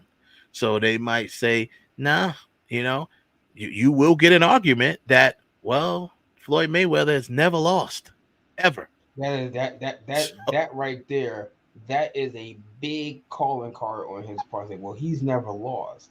Ali has lost. Tyson has lost. And with that one, that Mayweather retired, came back, and won again, and then retired. Yeah, then we retired. So I'm saying that's a great discussion between generations because you just mentioned them. Mayweather, Tyson, Ali. That's going to be the big fight right there because Tyson represents our generation, Generation X, but Ali represents the generation before us for the most part. So, and then you got Floyd, who represents the generation after us for the most part. So that I'm just using that, just giving y'all a quick example of how the generations show is going to go. It's going to be debating topics, pop culture, sports, music, and in every category you can find a generational gap or difference of opinions. If you look into hip hop, that's going to go on forever. What was the golden age of hip hop? What was the greatest era of hip hop? Some people will say the 80s. Some people will say the 90s. Then you got some people that's going to say the 2000s. And it's just, I've never run into anyone who's went past the 2000s, but then you got the young people that think these guys that are out now are the greatest things. You will have people that will argue that Drake is the greatest rapper ever. You're gonna have it. Really? Yes. Yo, I'm gonna tell you because you know what it is. This is a generation. The younger generation and generation of today is a generation that is, they are mesmerized by numbers, right? And they're not numbers where it's like, oh, well, MC Hammer must have been the greatest rapper because he did all these numbers. But they'll look at stuff because, remember, it's the generation of technology and things like that, right? So, Drake comes out and they say, Drake had 1 billion streams. That just sounds. That's a lot. 1 billion streams. Now, granted, streams are very much easier. They don't take in that consideration because they never not had it. You understand? That's why they don't look at it like we look at it. We were here before streaming. We was here before Google. You know what I'm saying? So, we look at things differently. Whereas the people that's never not had it, they're like, well, how can anyone be better than Drake? He gets 1 billion streams. You know what I'm saying? Not knowing what that even adds up to when it comes to not knowing what that adds up to when it comes to record sales. So I said, yeah, but our argument is always going to be, well, yeah, but people actually went out, got off their ass, went out of their house and went to a record store and bought our artist records. Right. You know what I'm saying? Bought our whether it was a record, whether it was a tape, whether it was a CD, our artist stuff, people had to go out of their homes, and spend technically way more money because streaming, you're paying monthly a fee and you can stream it as much as you want. So also, it's a cheat code. So this is definitely keep me posted when you do that show. I want to know this one. But I think it's also, just in case I'm not around, just please make sure you just don't hit polarizing. Like if I just make a statement like, boom, who's the best rapper? I mean, you're going to get things all over the place. But keep in mind, when we were growing up, right? You got generational artists. You had older folk that were listening to Bobby Brown, that were listening to Michael Jackson, Prince, with like of all ages. So this is where like you actually can argue a time block where music was just better because it wasn't so niche. You know what I mean? Right. Because everybody has different tastes. But you know what Everyone I mean? has So different it's like tastes. The art is everyone has subjective. different We tastes. know that. Art is Yeah. subjective, but when you got a whole bunch of generations saying, "I like that Purple Rain song," Yeah, you know, exactly. versus No, that there's no argument wet there. 'Cause ass. You know what I'm saying? Like, WAP. So that's what I'm saying. So think about it. I mean, I look at a lot of these young people when they do the reaction videos. I mean, generational from people. My daughter loves my 4-year-old. Well, she's about to be 4. My 3-year-old daughter loves Michael Jackson. you know it's 3-year-old good. daughter.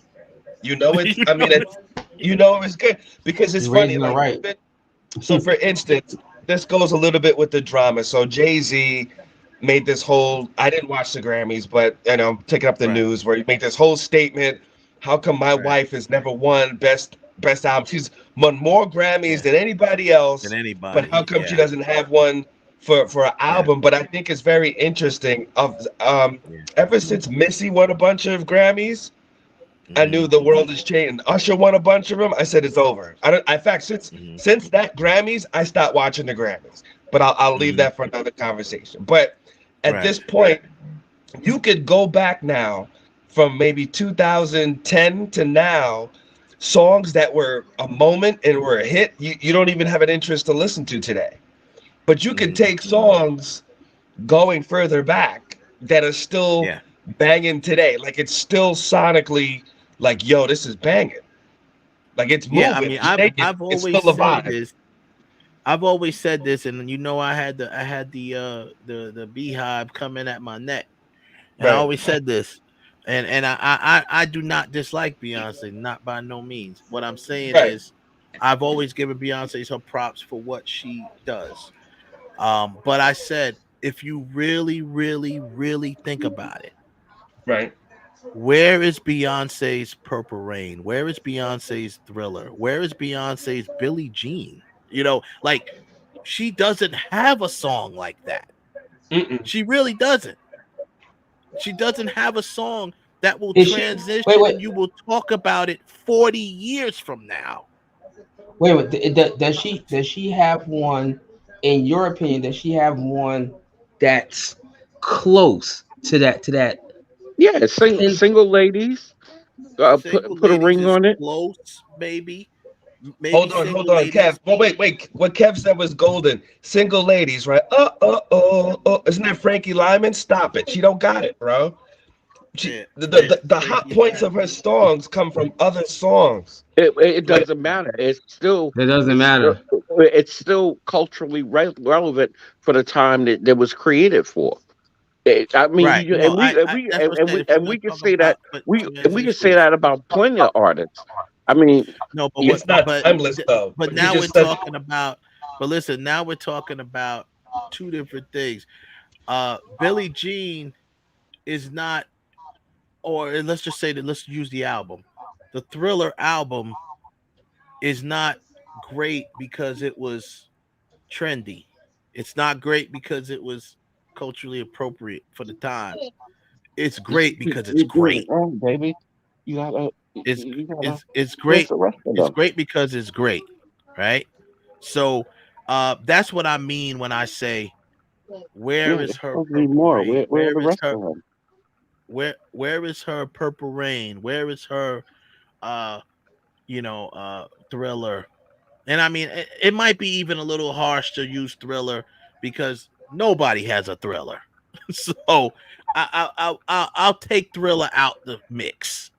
Because Janet Jackson's 1814 or Marvin's Gaye's What's Going On or Stevie Wonder's In the Key of Life. Everybody's got everyone that's an artist has that has that one that could and I feel I people still, even Beyonce fans, are hard pressed to give me an honest answer, a clear answer of what is that one for her. You could say you could say, yeah, that's what I'm saying. You, like I said, I'm gonna say yes, Single Ladies was a big, it's one of those songs that, because of its nature, it can be around for a long time, because we're always gonna have single ladies, right? So it's gonna be one of those club songs that's always gonna kind of hit in the club, right? But to me, that's as far as it goes. Maybe the one that Neo wrote for the Irreplaceable. Maybe that's close as far as song goes, but collectively album, She doesn't have that. You feel she doesn't have the benchmark. Right. No. There you go. Not. I mean, of course, Beyonce has. I'll be the first to say this. Beyonce has accomplished a lot. We know that. She is talented. I will never say Beyonce is not talented. I'd be lying. She is talented. You know what I'm saying? That's not the point. All I'm just saying is she's put on this pedestal and people have compared her to Michael Jackson, but she has nothing close to a Michael Jackson type caliber of work. Well, arguably also. Go ahead, Ralph. Go ahead. No, what I would say, if the only comparison I would, and I'm stretching it by getting Michael Jackson, is show performance. I'll give her that one. She has thrown on damn good shows, but I get what you're saying. She like if I said okay, I want right like you just said, like if I want to get the single Pretty Ladies, right, I don't need to go out there and get the rest of the album, because besides Pretty Ladies was the first album. But when you said Michael Jackson's Billie Jean, I go get the album and say, wait a minute, but he's got Beat It, he's got Thriller, he's got PYT, he's got all these other songs on there that I could vibe to. Like, and I think that's one of the benchmarks for an artist. You put your record on from the beginning to the end without me skipping through it. Yeah. I mean, also, when people go ahead, Seth. Not just that, like, artistically, you can argue that Beyonce's first album was Lemonade, and the reason why I say that is because if you look at her track record, it's been pretty much the whole, let me put out a single, let me, just what's the song we can play over and over again that can become popular, stick in people's mind, and we can put on another tour.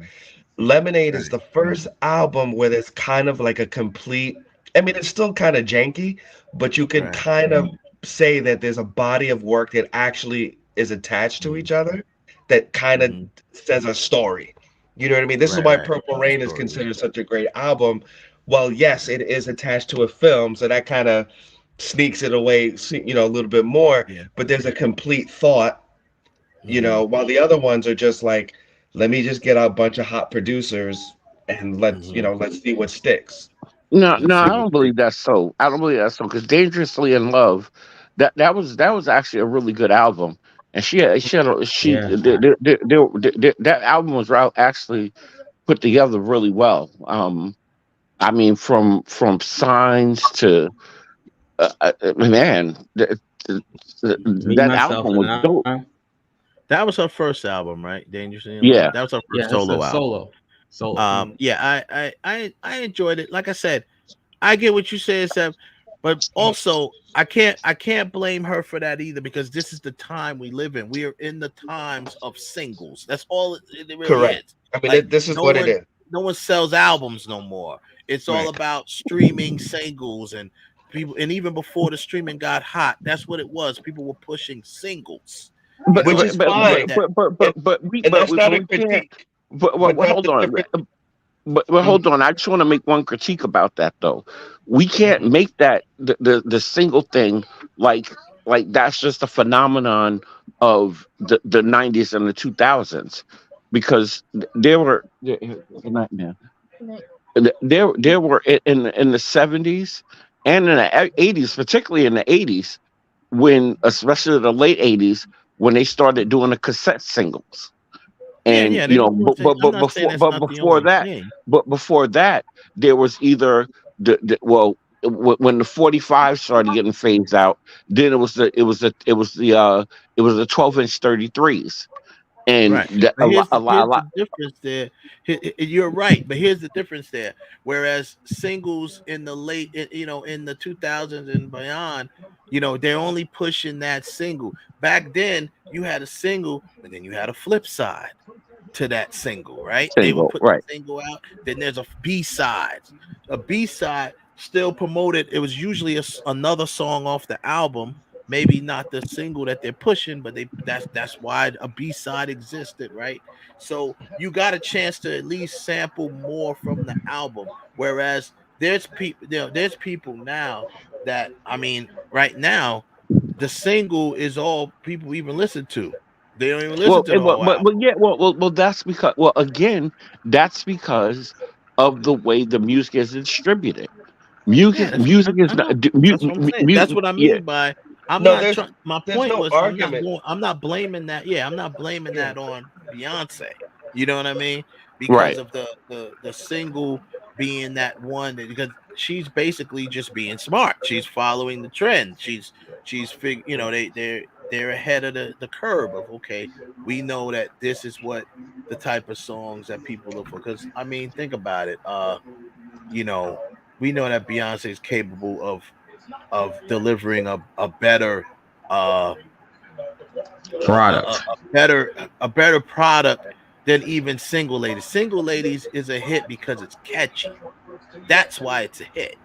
You know what I'm saying? It's not a hit because it's so well written. It's not a hit, and that was written by The Dream. But it's not because it's well written. It's not because it's the singing is off the hook. It's popular because it's catchy. It's an earworm. To be fair, to bring it back to center before we started on that's my whole point. That's fine. That's on trend. That's not a critique on that.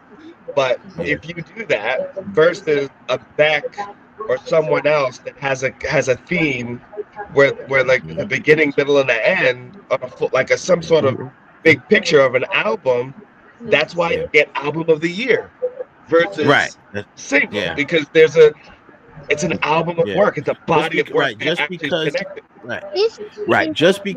you did a lot of numbers with your single. Now you got Beyonce. Like I said, I agree with you. I think Jay-Z needs to pipe down here. You got you got your woman has won the most Grammys ever, and you're complaining she never won Album of the Year. And like what Seb just explained, to put together an actual album. You know what I'm saying? You can argue that a lot of people may not even have deserved win it that did win it. But I think they are looking at that. I think they are looking at crafting an album together. Does it, because that's what an album always did. The way from all the way down from the singles that you pick, all the way down to the songs that you pick that aren't going to be singles. Because remember, when they put albums together, it's like this is definitely going to be a single because it's a bona fide hit in our opinion, and this is a great compliment song that's just going to go on the album. But it's still a great song. And then you get Lightning in a Bottle sometimes when you got Thriller, which pretty much was like 9 singles. You know what I'm saying? That made an album. But just to wrap this whole thing up, put a bow on it, this is the type of stuff that is going to make that show Generations a very, very good show. Because we will get the other people. The whole point is sometimes we go out and we put on for our generation, and we don't want to hear nobody else. But this is designed for them to hear us, for us to hear them, and let's try to see where we can figure out. Because I'm gonna say, okay, tell me. I'm not just gonna let people say abroad Drake is the best. Explain to me why Drake. Give me facts. Exactly. Explain to me why Drake is the best. Other than you saying he has 1 billion streams. Okay, we're gonna go beyond that. We're gonna break down how much streams actually how they're calculated. You see what I'm saying? When you start breaking down how the streams are calculated, when you start breaking down how many streams equals an album sale, then you have to start re-looking at these things. So anyway, should be good. Good show tonight. Thanks to everybody out in the chat room that came through. Shout out to Heaven Hollywood who came through for a hot minute. Joseph Tan always holding us down. Everybody over there on Instagram, we appreciate you. I see people popping in and out of the room. So I appreciate you guys for showing us love. Come through, drop comments. Make sure you come over to YouTube though and subscribe to this channel. If obviously if you're on my live, you're probably following me. If not, follow me at the director. Follow the IE Network at the IE Network. Follow Ralph. Ralph, what's your at on Instagram? Mr. Ralph Terry. Mr. Ralph Terry 7. What are you at? Geekcaster over there? And then you have Geekcaster or Michael 7 Michael. That's the number 7. Michael, the number 7 Michael. Follow him over there at Instagram. Kev, what's Kev over there? Kev Hewley, what's your joint over there on Instagram? Oh, he got cut off. Follow Kev. Find him on my Instagram. Yeah, man, and everybody definitely subscribe to the channel. Come back and so you can get the notifications when the this show will be starting very soon. It's gonna I'm really have some good stuff. A lot of people, a lot of young people, they want to be on this show. They want to come on this show and talk to us. They want to come on this show and debate. I got a lot of people from each generation that really want to get on this show. I think mine is my full name on Facebook. It's Kevin Hewley. If you bring up Evie Lamont, my name will come up, and on Instagram I think it's either my name or it's KLYTE 11561. Okay. All right. So there you Instagram. go. Everybody, once again, we'll get at y'all next time. We appreciate you. And I'm the director for the Jedi Council. Thanks, Sev, for joining us as our guest today. We appreciate you. Peace out, everybody.